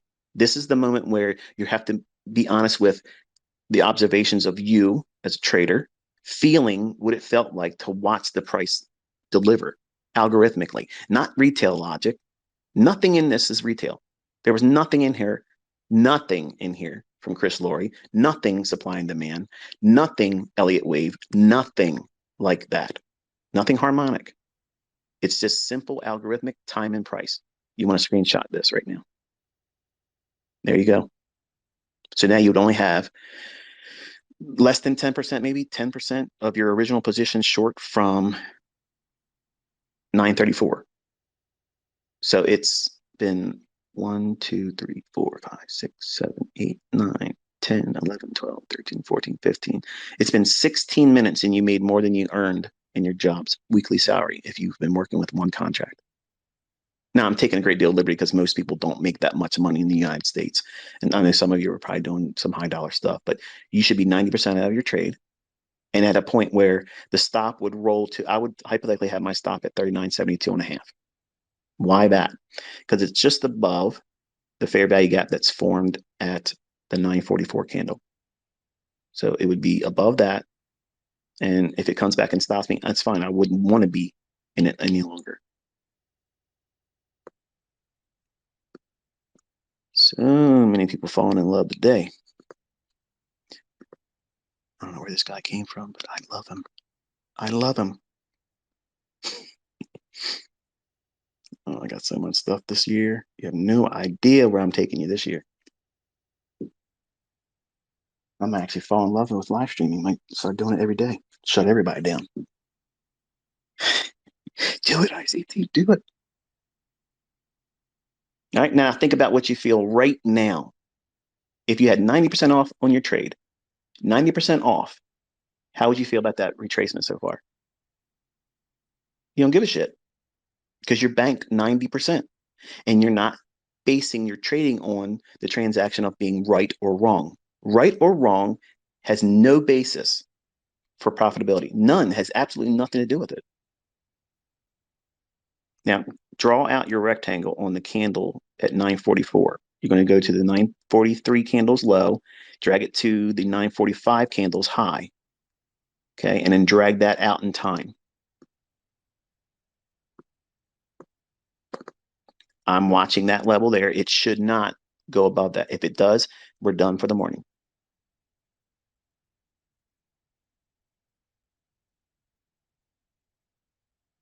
So I would roll my stop to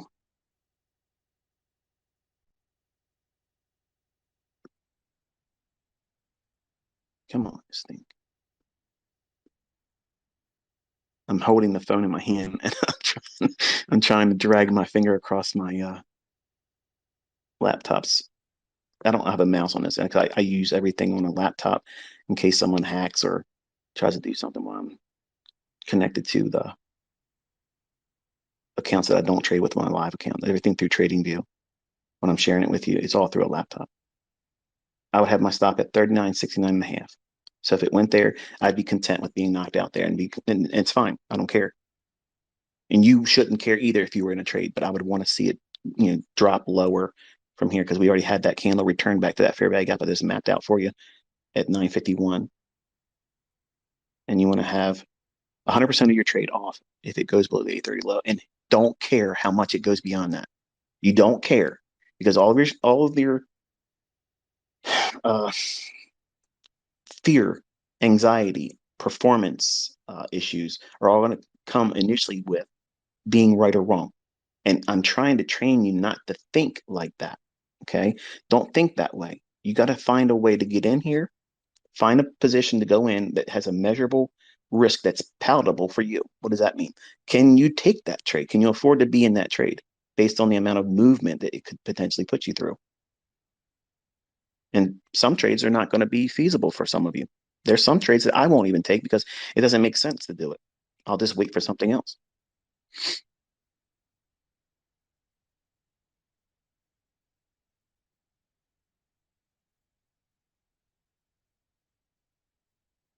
All the liquidity resting below that low right now is flashing like like a neon sign. Come down here. I want to sell to you. I'll sell it to you below the low at 830 at 39.54. Below there, there's real orders below that.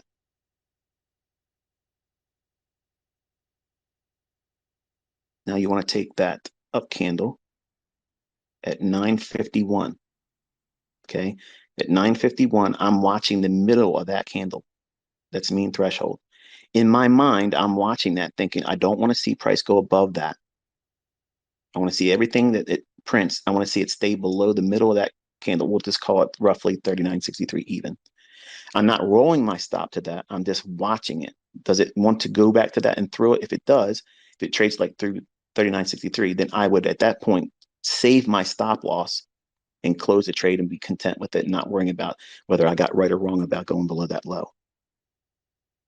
But as long as it stays below that 951 candles middle point, then I would look at this as it's still likely to take out the sell side liquidity below 830's low, and I'd be content with holding it. But a run through, like it tries to run through 39.63 or the middle of the 951 time candle on a 1 minute chart, you're watching it. If it were to do that, then I would collapse the trade and save my stop loss and not worry about anything and just go home. Not regret if it just tanks. It could drop to 3,100 even after that. That's it. I would close the trade right there. I would collapse it. And I would not care at all whether it goes to hell or if it rips higher, where do I stop? Because I wouldn't be in the market now. I'd be done. Now think. Take a moment for a second. I'm not going to say anything. I want you to just think about what you just watched.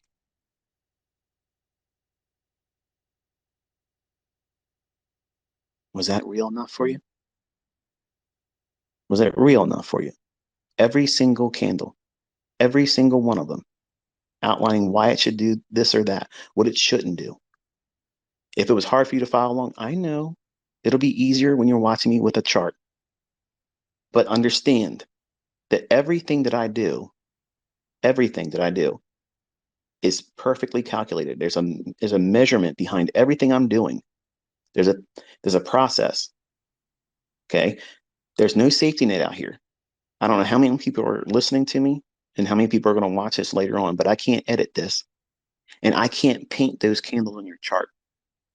That happens from the market. But you just had the entire morning session outlined to you. What I would do, what I would not want to see happen, how I would engage, where my stop loss would be, where would my partials be. It's exactly what you watch me execute on through TradingView with live data. That's not cherry picked. As much as these assholes want it to be, it's not. And I'm going to be breaking all kinds of hearts all year long.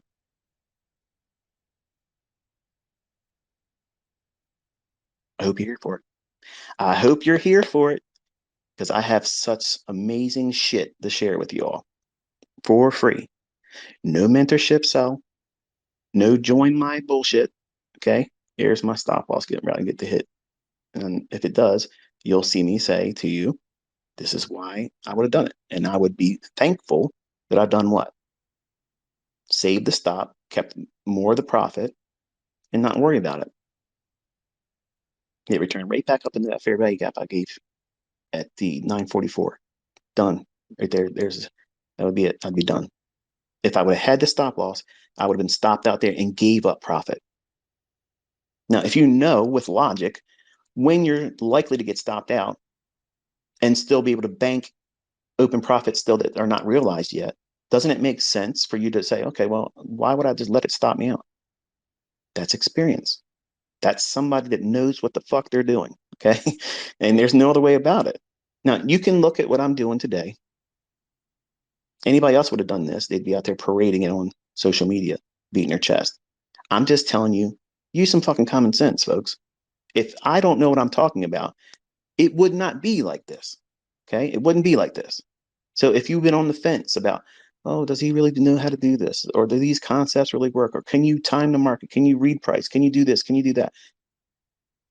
Man, if this doesn't communicate it to you, nothing will. My live streams won't. It just means that you aren't prepared to learn. That's it. Or you're a competitor and you're just hating life right now. And that's fine. That's okay. But I want you to know that there's a process that you're going to have to go through.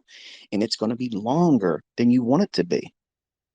It's going to take you longer to get this because you have all this baggage you're bringing to it. Oh, but I heard this guy say about SMC concepts or ICT's a fraud. He used to deliver pizza. Fraud this. I can do this every fucking day, every single day. I can do it right in front of the CFTC. Yes, I can. I ain't worried about none of that shit. I ain't worried about none of it. If I couldn't do this, I sure as hell wouldn't be out here doing it. I wouldn't be inviting you all to watch me fall on my face. Think.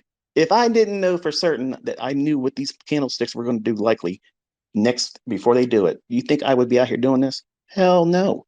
Nobody would. Nobody would. But everything else in the retail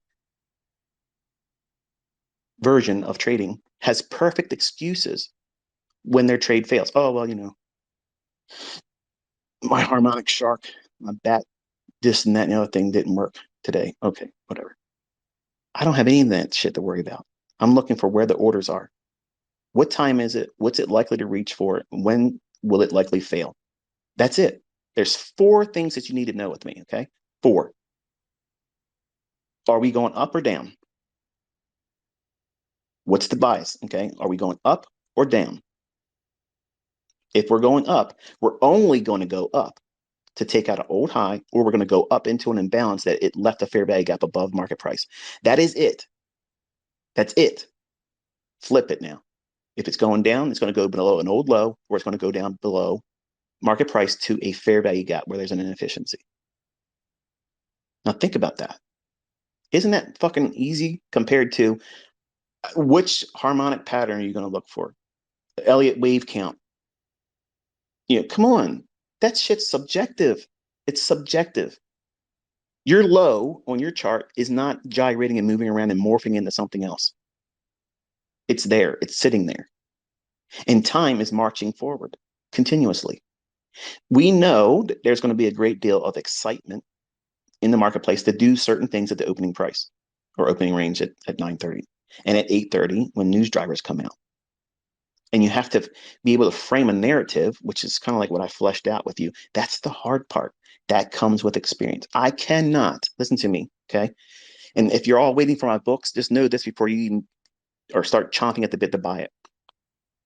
I'm not going to be able to take 3 decades of experience and being able to map out narrative based on real-time data, looking at 1-minute charts. I can't find a way to do this easy for you to just read a paragraph or a chapter, and this is how you do it. That's why I'm doing what I'm doing this year with you live. Because only by seeing it done outlining what I'm looking for. What factors am I mentioning? Anything that I did not mention has no fucking basis on anything today. Unless I talked about it, there was no reach for me to do it. There's no need for me to talk about any of the other things that you think I should be talking about. Trader's Trinity. What about the Judas swing? And how about the Asian range? And how many standard deviations? Forget all that. I didn't use any of that for what I just did. I just read price. That's all I did. Very simple inefficiencies, draws on liquidity, time. That's it. That's it. Now, is that not easy? I'm not saying it's easy for you to replicate what I just did. I'm not saying that. But what I just showed you, is that not easy compared to everything else that you probably looked at and dabbled in? There's all kinds of supposed bullshit that makes us money. Indicators. What indicator did you see me use here? Open, high, low, and close. And the clock. What time is it? I only talked about rectangles being on the chart to identify it with you real time so that way you can see it visually in your chart. Does this price respect that level? Does it gyrate and reach to the level I'm talking about next? And you have to feel what it feels like to watch it do that. Because it's not going to be immediate. It's not going to be, oh, I'm in the trade, so it better deliver fast because I'm uncomfortable. The market doesn't owe you comfort. It doesn't owe you money. You're not supposed to be able to do this, folks. As much as it feels like this is the playground for everybody to join and have fun. It's all membership. We just got to pay our dues to the broker and we can all get rich. That's not how this works, man. That's not how this works. This is hard. It's war. It is war because you're battling not only yourself, because you're going to talk yourself out of going out in that battlefield every day, unless you know how to do this. And how do you know how to do it? You go through the process that's boring. You read price without pushing a button. And you think to yourself, okay, if I were in a trade right now, where would the risk be? Where would my profit potential be? Where's my partials going to be? You have to know them before they go there. Otherwise, you're doing what? You're reacting. You'll chase price with no real reason for being in it. And then any small little fluctuation. Every time we had a small little retracement, did you hear me freak out? No. But when it was potentially going to reverse, I gave you a mindset that, okay, if it does this, then I would collapse the trade and save my stop loss. Real boring, monotone ICT. Not amped up, not heart palpitations and heavy breathing and fast. Oh, I hope. You hear me say anytime, I hope it doesn't turn around. Please don't turn on me. Please don't wreck me. That's a sign and a testimony of somebody that has no idea what the fuck they're doing.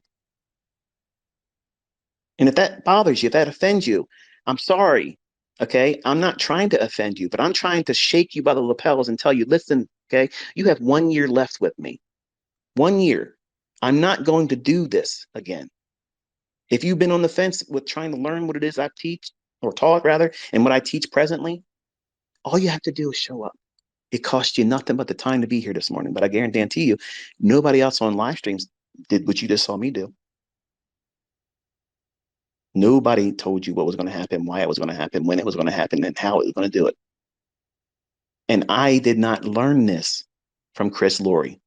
I did not learn this from Larry Williams. I did not learn this from anybody else out there. And that's not beating my chest. I'm just telling you for the last fucking time, there is nobody that taught me this.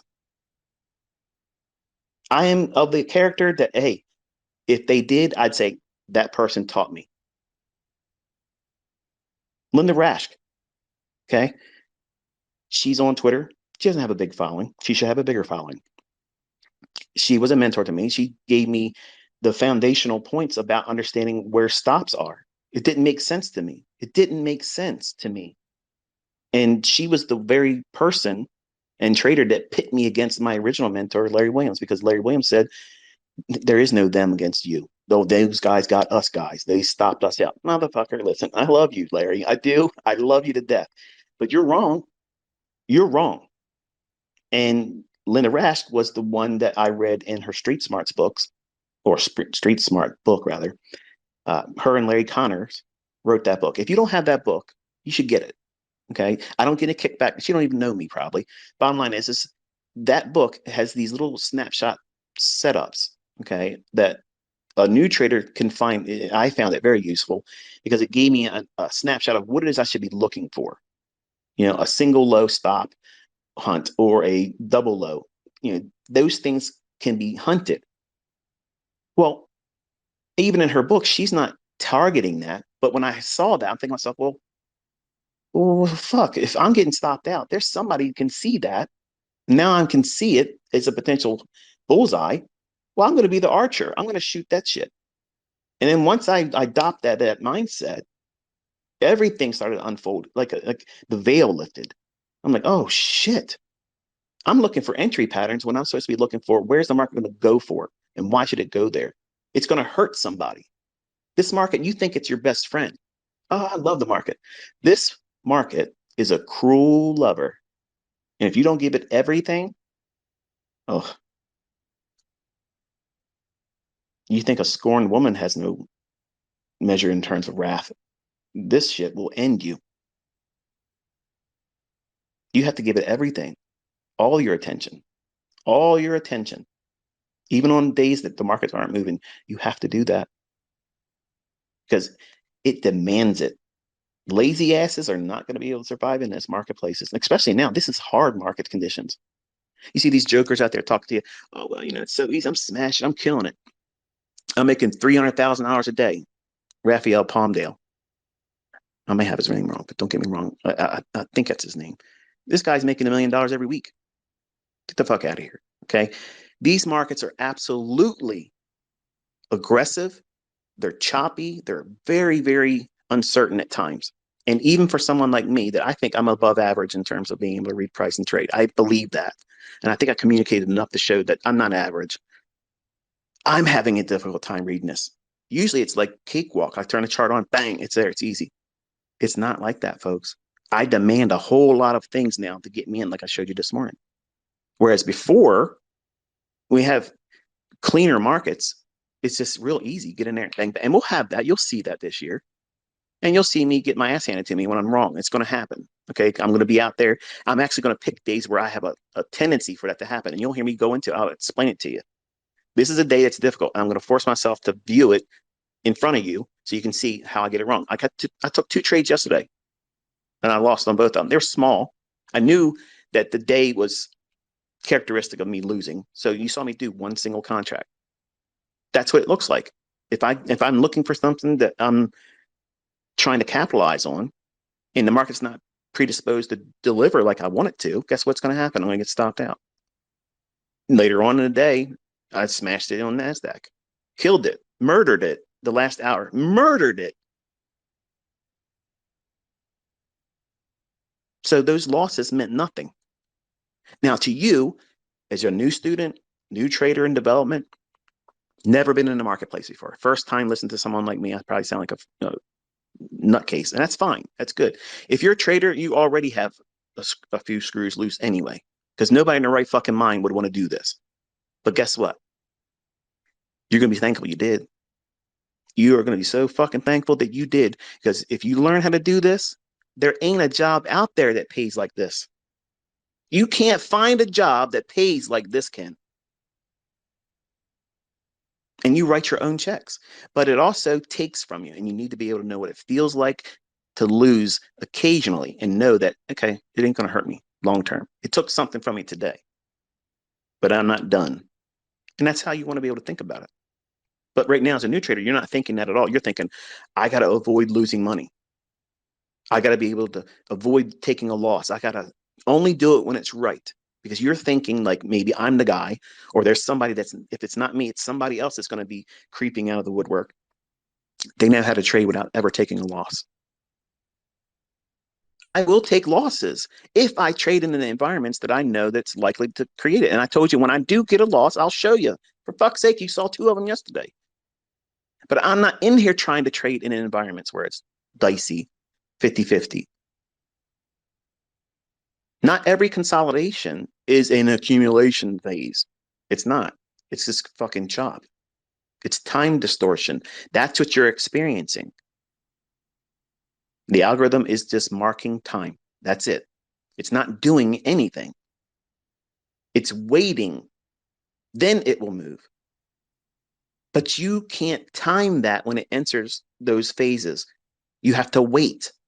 And then the market will show you its hand in a time-based chart, not a range chart, not anything other than a time-based chart. If anybody sits down and tells you that they're going to show you something algorithmic and they're doing anything outside of a time-based chart, turn them the fuck off. They're full of shit because they're going to show you a 50-50 hit rate. They're going to get stopped out many times in their trades. They're not going to be accurate, and they're going to be praying while they're doing their live streams and saying, I hope I'm not getting wrecked. You're never going to hear me talk that way. That's never going to happen. I know what I'm looking for. It's black and white, period. End of story. If it's a gray area, I'm not fucking touching it. That's what experience, with the real experience, the real knowledge, a real algorithmic perspective on price action. That's what you get. Not 20 fucking trades, hoping they all pay out, over leveraging when you lose, just so you can come back at the end of the day and you made $4,000. No, you didn't. No, you didn't. But I'm here for it. Oh, I'm here for it. And I hope you're here for it too. I want you to know that I have some amazing shit to share with you this year. And I promise you, if you show up every day, even if you don't like this part of the stuff, the rants and stuff, you're going to need these. You're going to need them when you feel like you can't grind on. And the days I'm not going to be live streaming, you're going to want to listen to this shit because it'll keep you fired up. It'll make you remember, oh yeah, this stuff does work, but temporarily while I'm learning, I'm going to not know what I should be doing, and I'm going to study and expect certain things in price action. And it's not going to happen. It doesn't mean it doesn't work. It doesn't mean that I'm not going to be profitable in the future. It means that I have to defer those expectations right now while I'm learning. And that, my friends, is the reality check that all of you need to have. So look at your chart right now because I'm about to close it. I timed how it was likely to not go down below the low, and I said, this is where my stop would be protected. I'm not going to let it take my stop. What caused me to think that? Look at your 1 minute candle at 9:45. You see that low? Draw a little line segment from that low to the right. I'm doing it as I tell you, so that way I know I'm doing it right. And then the low at 9:50, draw a little line segment to the right from that one. And now you'll see at the 9:54 low, how many times did it make a new low? 3 times. Okay. So at 9:45, that low was pierced and traded through to the downside on the 9:49 candle. See that? Then it created the short-term low at 9:50, traded back up to the fair value gap I mapped out for you. And then that low formed at 9:50 was pierced on 9:53. And then at 9:54, I was already giving indications to you. Go back and listen. It's there. Can't edit it. I said, okay, now I'm going to watch and see if that middle of that candle, of what candle? The up candle at 9:51. I said, my eye is watching the middle of that candle. I don't want to see that candle, that midpoint, which is mean threshold. I don't want to see that traded through. If it trades up through that, I'm going to save my stop and hypothetically close it, and it wouldn't get my stop loss. And I don't give a shit if it goes down below and runs out to 830 low. Remember me saying that? You'll hear it in the recording when it's done. I don't post these anywhere. And there's a lot of you out there that are taking them and put them on your YouTube channel, and I don't give a shit. Do what you want with them. But once they're, like, when I'm done, this is being recorded. You can play the recording for, I don't know how long it does last on Twitter, but trust me, it's, people are making archives of these things, and that's fine. I don't care what they do with them, really. But that candle at 9:51, I mentioned that my eye was focused there because we were approaching 10 o'clock. And 10 o'clock, between 9:50 and 10:10, in that 20-minute range, there's a macro that unfolds. Okay, a macro is a short list of instructions that the algorithm will go fire through. And if it's not going to run through the low that we outlined at 8:30, then what is it going to do? It's going to retrace. One of two things, folks. So how do I protect myself if I'm in a hypothetical short position? I've already made a disclosure publicly where my stop would have been. If I see that up close candle midpoint get breached like it does on the 9:55 candle, This is what you everything I'm saying, don't just listen to me. You need to be taking this information and annotating it on your chart. Otherwise, it's just a static chart. It shows, oh, I was there, I watched them do that. That's useless. That's fucking waste of time. You got to take what I'm saying to you here, because you're all going to ask me 2 weeks down the road, how do you know when to save your stop loss? How do you know when to collapse the trade and just close it? I'm showing you right here. But you're not going to do the work of annotating your chart, journaling it, and putting it in there, because that requires what? Effort. And some of you are just fucking lazy. And I have students that paid me that are fucking lazy, and they cry and they say, I can't do this and I can't do that. You have to do these things. It takes work. Look how long we've been together this morning. That's time invested watching something that you didn't make money with, except for the people that didn't short it. I got my eye on you.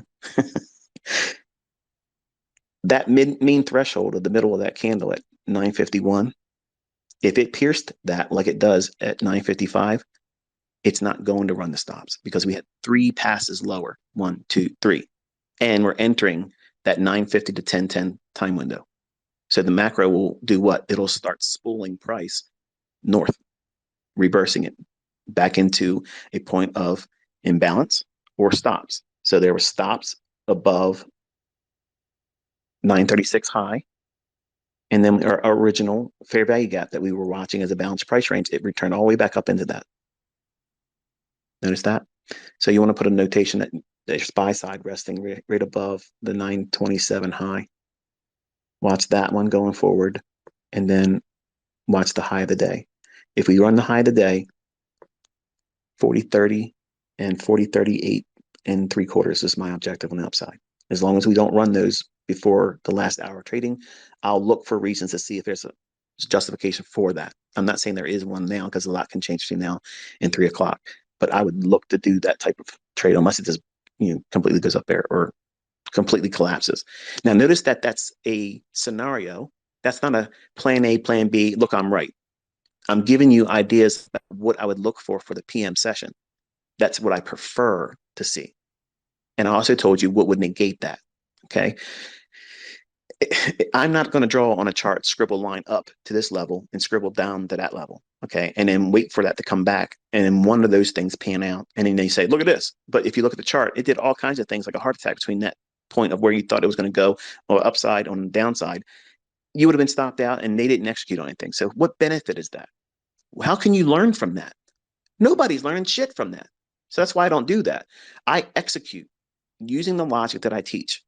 When I just show a static chart, I have people bitching to me, oh, it's hindsight. And then when I actually trade the chart using the logic I'm teaching, oh, what's the purpose of seeing this over and over and over again? Are you just bragging? You're just beating your cherry pick trades? And, you need to lose that train of thought.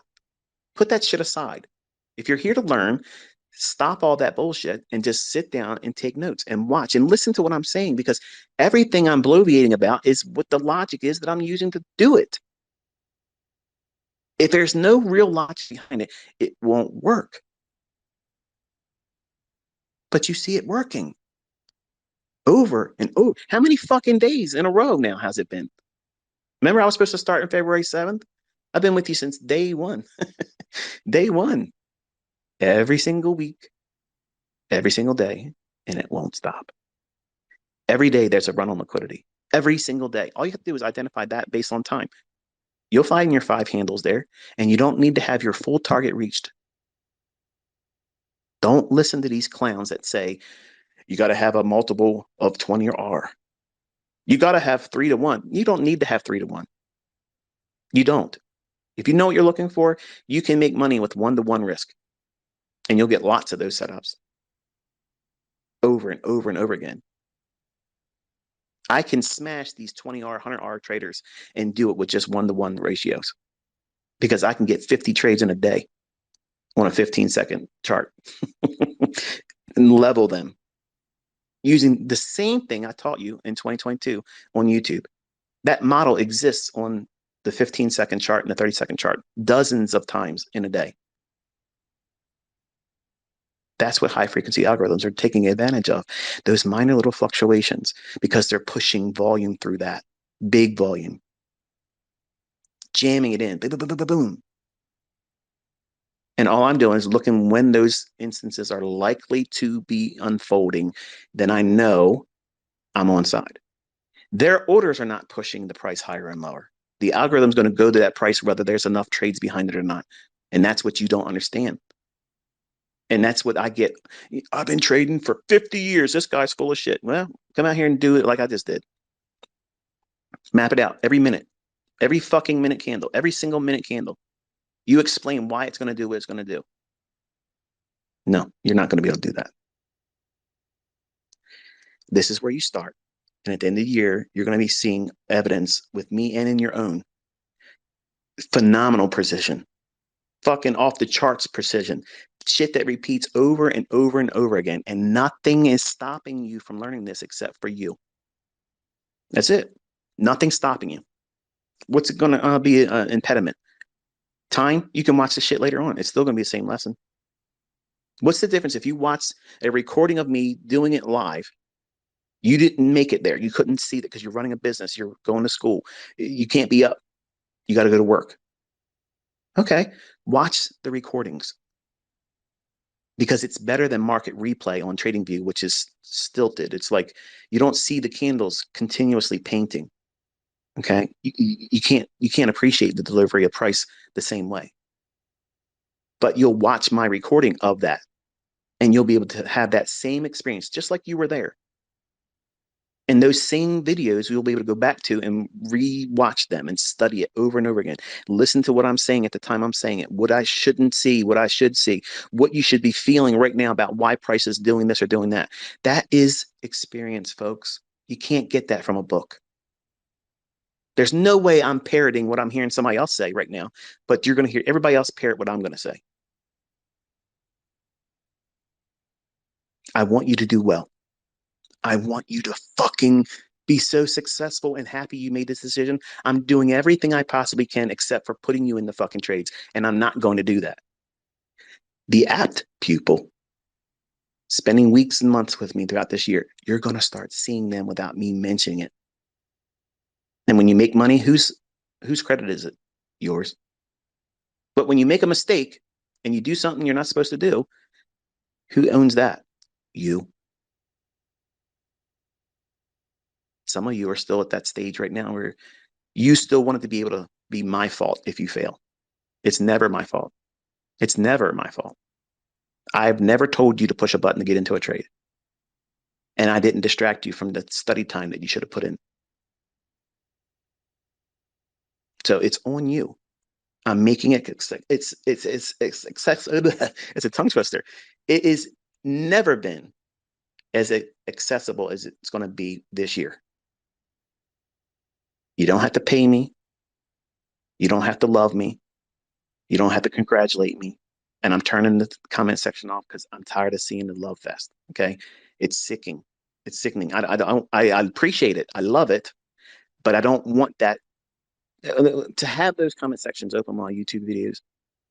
Looks like I want that. And it's praise. I don't want it. Don't call me king. Don't call me the goat. Don't call me the greatest of all times. None of that shit. I'm Michael. I'm ICT. That's it. The ghost in the machine. I'm what makes this shit move around. And I'm going to prove it to you this year. I'm going to call every single fucking minute candle right in front of you. And I'm going to outline every single thing, why it should do this and why it shouldn't do that. And I'm also going to tell you when my algorithm will not perform like it should because there's other things going on. There's a hand behind this that you won't see. But I'm going to show you. I'm going to peel back that veil and say, this is where they're going to be doing shit that you don't want to be participating in. And that's one of them today. CPI, you can't be in there. You can't. Because if you don't know what you're doing, it's going to wreck you. And it can take a whole, I mean, this was a kind of like a little bit of a muted CPI performance today. Like I was expecting a whole lot more. And it's really kind of boring, actually. It's kind of like what non-farm payroll used to be for us in the 90s. And it moved around a lot. We don't have that much. I mean, last Friday was amazing. That was awesome. Went way beyond what I thought I was going to do. But generally, they're not like that. It's like a little bit of flurry of something, and then it just dissipates. This is not, it's not showing me much at all right now. And I would prefer to close the charts, which is what I'm going to invite you to do the same thing. Close your charts and start looking at it around 2 o'clock, 2:30, and then watch and see what liquidity pools, what short-term high on a 5 and a 15-minute chart, what short-term highs and lows exist in price, looking back to the left between 2 o'clock and 3 o'clock. Okay, look for that. And whichever one of those that you see, start studying which one it gravitates towards. Which liquidity pool is it going to reach for? That happens every single day. Every day. And all you got to do is look for a small little fair value gap to work within. And your eye should jump right to it. And see, what you're thinking is, oh, how do I trust the fair value gap? I can see it, but I'm afraid if I get in there, it's going to keep going against me. That's part of trading. That's why you have to have a stop loss. If I knew for certain that it wasn't going to go above a certain high, and there was no way that I could be wrong about it, I wouldn't trade without stop loss. I would full margin every trade with no stop loss. Who the fuck wouldn't do that? But because we can't know that, why? Because there's a hand in this industry that will make a move sometimes when nobody expects it. So you have to protect yourself. They call it the flash crashes. They're not flash crashes. They're all engineered. And people fall victim as the scapegoat as why it happened. That's not how that works, folks. But you'll eat it up and believe it because it's a perfect excuse to, oh, that's why it happened. Okay, business as usual. Let's go along. Just understand that you're not supposed to make money with this. You're not. It was not designed for you to be a participant in it. You are the cattle. You are the sheep that these books and educators that regurgitate the nonsense that comes out of them, they're the Judas goat that you follow right into the slaughterhouse and you don't even realize it. You never stop to think about the logic that you're learning is the very shit that puts you in that situation. So if you turn it upside down, think about it backwards. Because if that crowd keeps doing the same shit all the time and 90% club loses, doesn't it make sense? I mean, think about it. I wish I would have seen this sooner as a new student and trading and listening to these fucking people I wasted time and money on buying their horse shit. I wish I would have just reversed everything they said and faded everything. I would have been 90% club right away.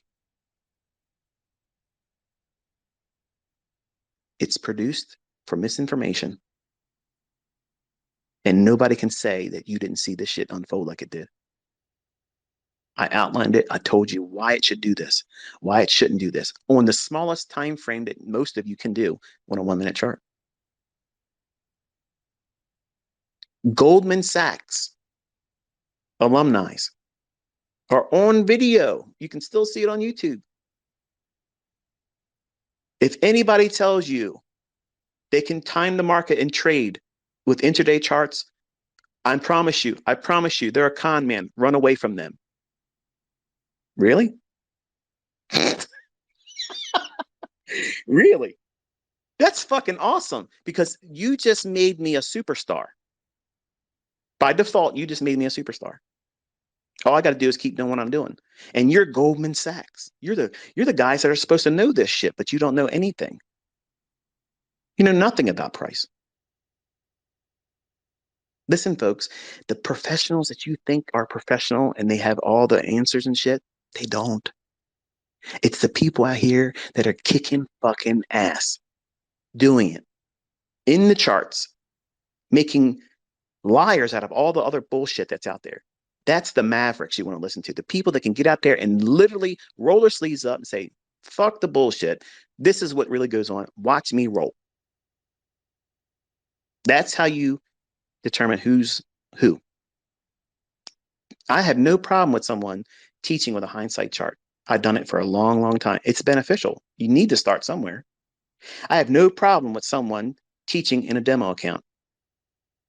Nope, I have no problem with that. Because if the logic is sound, then you'll be able to know if there's sound logic. But the problem is in this culture today, everywhere, globally, you are fucking lazy and you expect everything given to you for free. Like I'm obligated and everybody else that wanting to teach something is obligated to cater to you. You got to wake up and realize the world isn't like that. You have to roll your sleeves up and do some work. And sometimes it's going to take longer than you want to. And that's okay. That's a good fucking thing because when you get through it, you're going to feel, oh, like I did it. I feel good. I got through this shit. Now I know exactly what the hell I'm doing. No one can take that from you. You earned that shit. You didn't purchase it. You fucking earned it. When people join my mentorship, guess what? That didn't obligate me to fucking make you perfect. It meant that you now are a part of a crew that has to work their fucking ass off. And guess what? If you didn't do what you're told to do and you fell, get your ass up off the ground and start working harder. Look around, folks. People are fucking making real money. Okay, not demo dollars, not market replay horse shit and reporting at the end of the day, this is what I would have made. Fuck that shit.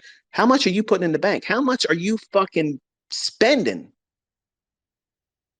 How much did your fucking broker give you this month? That's the language you need to start talking about. Market replay reports, fuck that bullshit. We're past all that. You have to know how to do this, folks. Your bills don't get paid with hindsight, cherry picked bullshit market replay trades. It doesn't work that way. And you can get encouraged in the beginning, that's fine. But you got to gravitate to what the real shit is. What makes these markets really move? And you can get tricked into thinking you know something that you really don't before you think you know it. There's a whole lot of balancing act that goes along with becoming a trader. And you don't even realize what those things are yet. You have no idea what it feels like to have 10 winning trades in a row. You're going to feel like you figured it all out. I don't need any more study. Shit, I know how to do this. Let me get my live account started. Worst thing you could ever done. I'm glad I lost money on my very first live trade. I'm glad it lost 50% because that woke me to fuck up. Oh shit, this takes me a lot more effort and time. I thought I figured this out. I read through a book, 100 pages. I figured, shit, I got this figured out now. No, I had no idea what I was doing. 1992 was a year of awakening for me. I thought I was up to snuff just by reading one poorly written book. And the worst thing you can do is watch my videos one time and think you're ready because you're not. You have to put yourself in front of the charts like I forced you and put your nose right in the charts and said, look at this. Look at this right here. This is what you're supposed to be focusing on. Nothing else. Not the previous day's high and low. Not a breaker over here. What's this commitment traders report? I took you right to the heart of the matter right now. And for some of you, it's probably difficult to follow along. And others are like, this is fucking great. This is exactly what I've been waiting for. Yes, that's the crowd I'm preaching to this year because you've done the work and you're just waiting for that next threshold to breach. Some of you that are brand new, it's still going to be challenging for you. I'm aware of that. And you should be identifying that, preparing yourself for it. Just because I'm going to be in front of you with a live chart does not mean it's all going to be, oh, I figured it out. I know how to do it now. It takes time doing it. And when I'm not doing it, you need to be doing it. And you need to love doing it. It needs to be almost like meditation for you to sit and observe and watch price paint. Because your brain will identify things that are reoccurring over and over and over again. I don't know if your eye for the fair value gap is your model. I don't know that. You might see breakers as your pattern. You might see optimal trade entries, order blocks. That might be the thing for you. Turtle soup sells, turtle soup longs. Institutional order flow entry drill. I have lots of tools to get me into a move. I'm never going to be short on a way to get into a move. When I know the move's there, I'm getting in it. And to the untrained eye, when you look at my trades, if I show just the little arrows, oh, you're chasing price. Get the fuck out of here. You don't even know what you're talking about.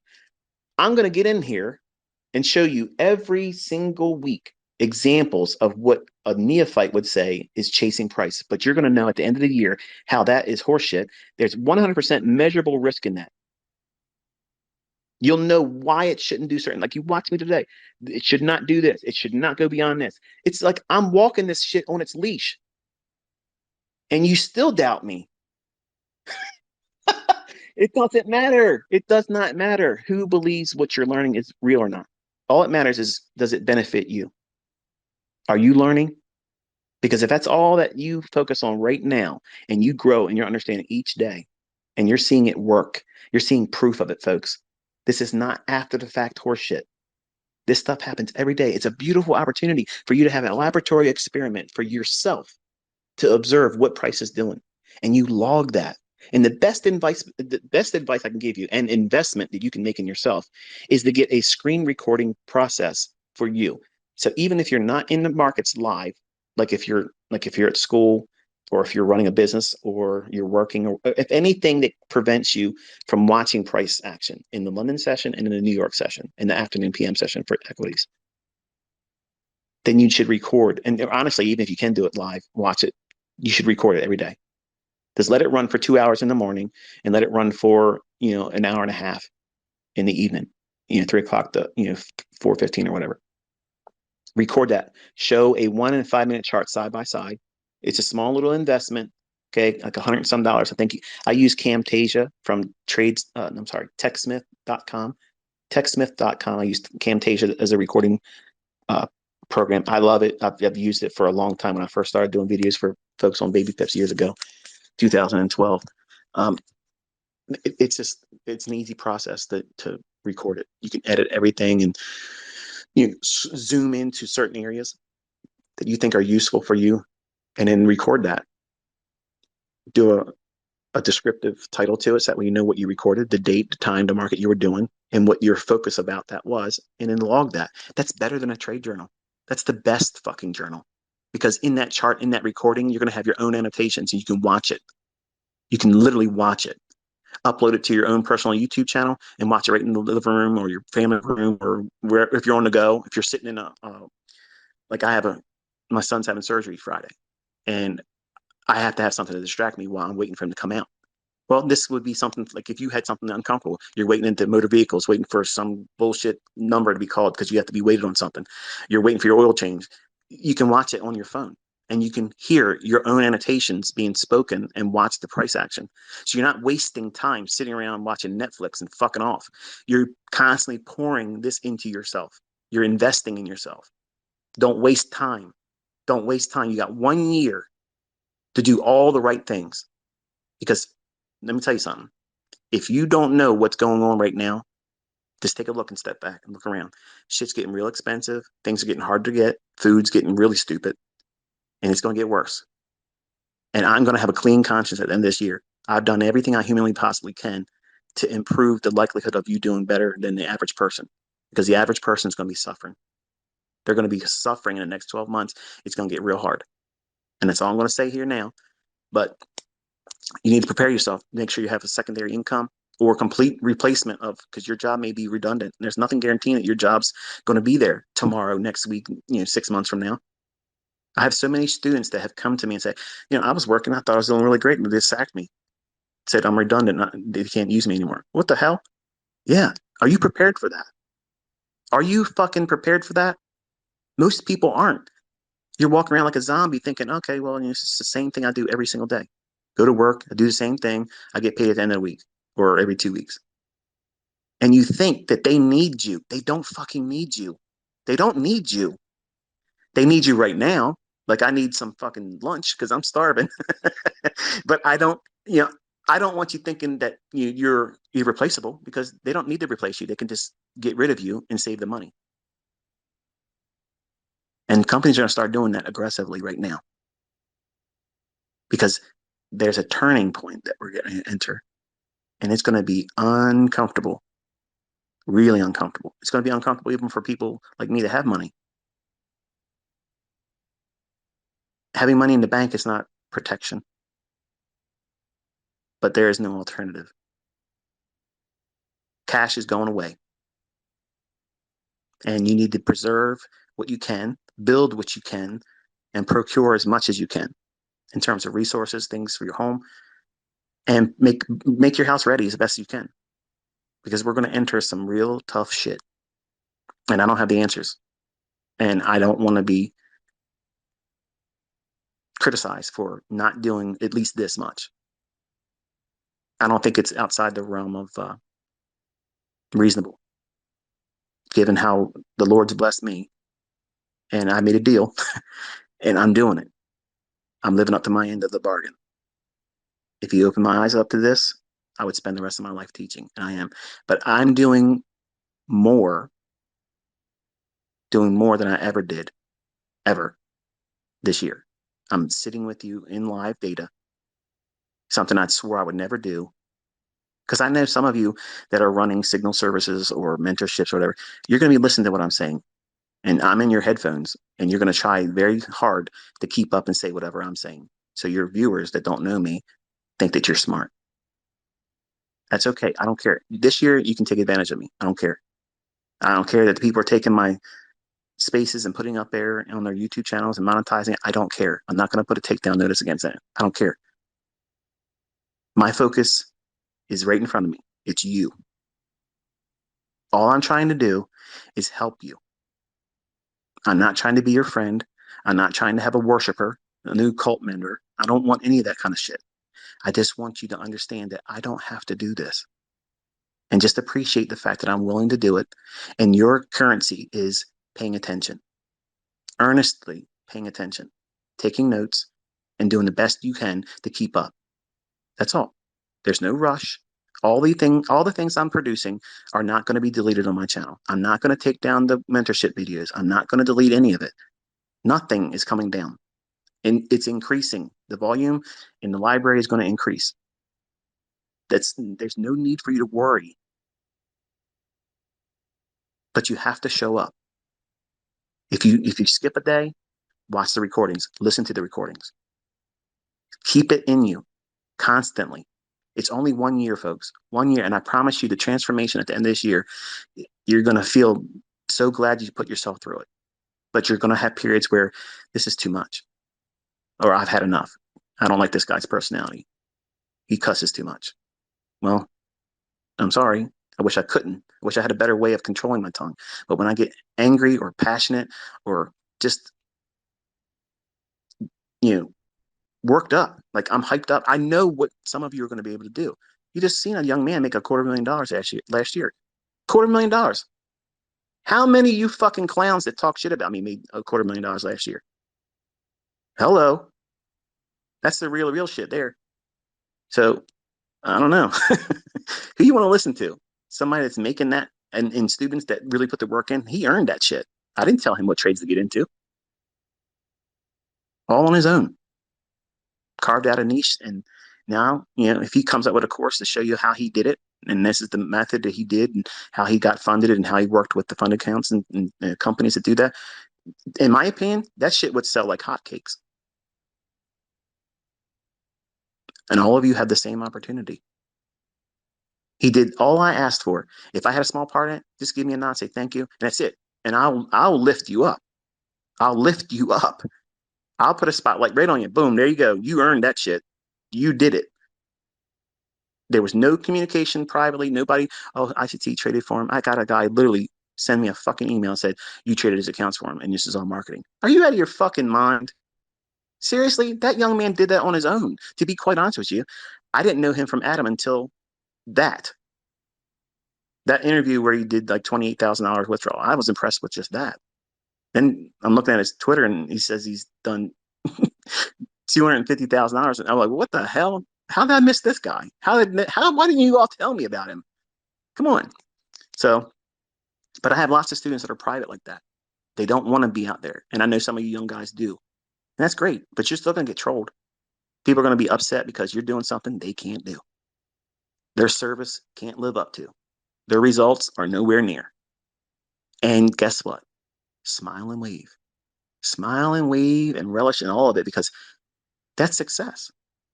Because you're going to have people always biting at your ass when you're doing it well, better than anybody else.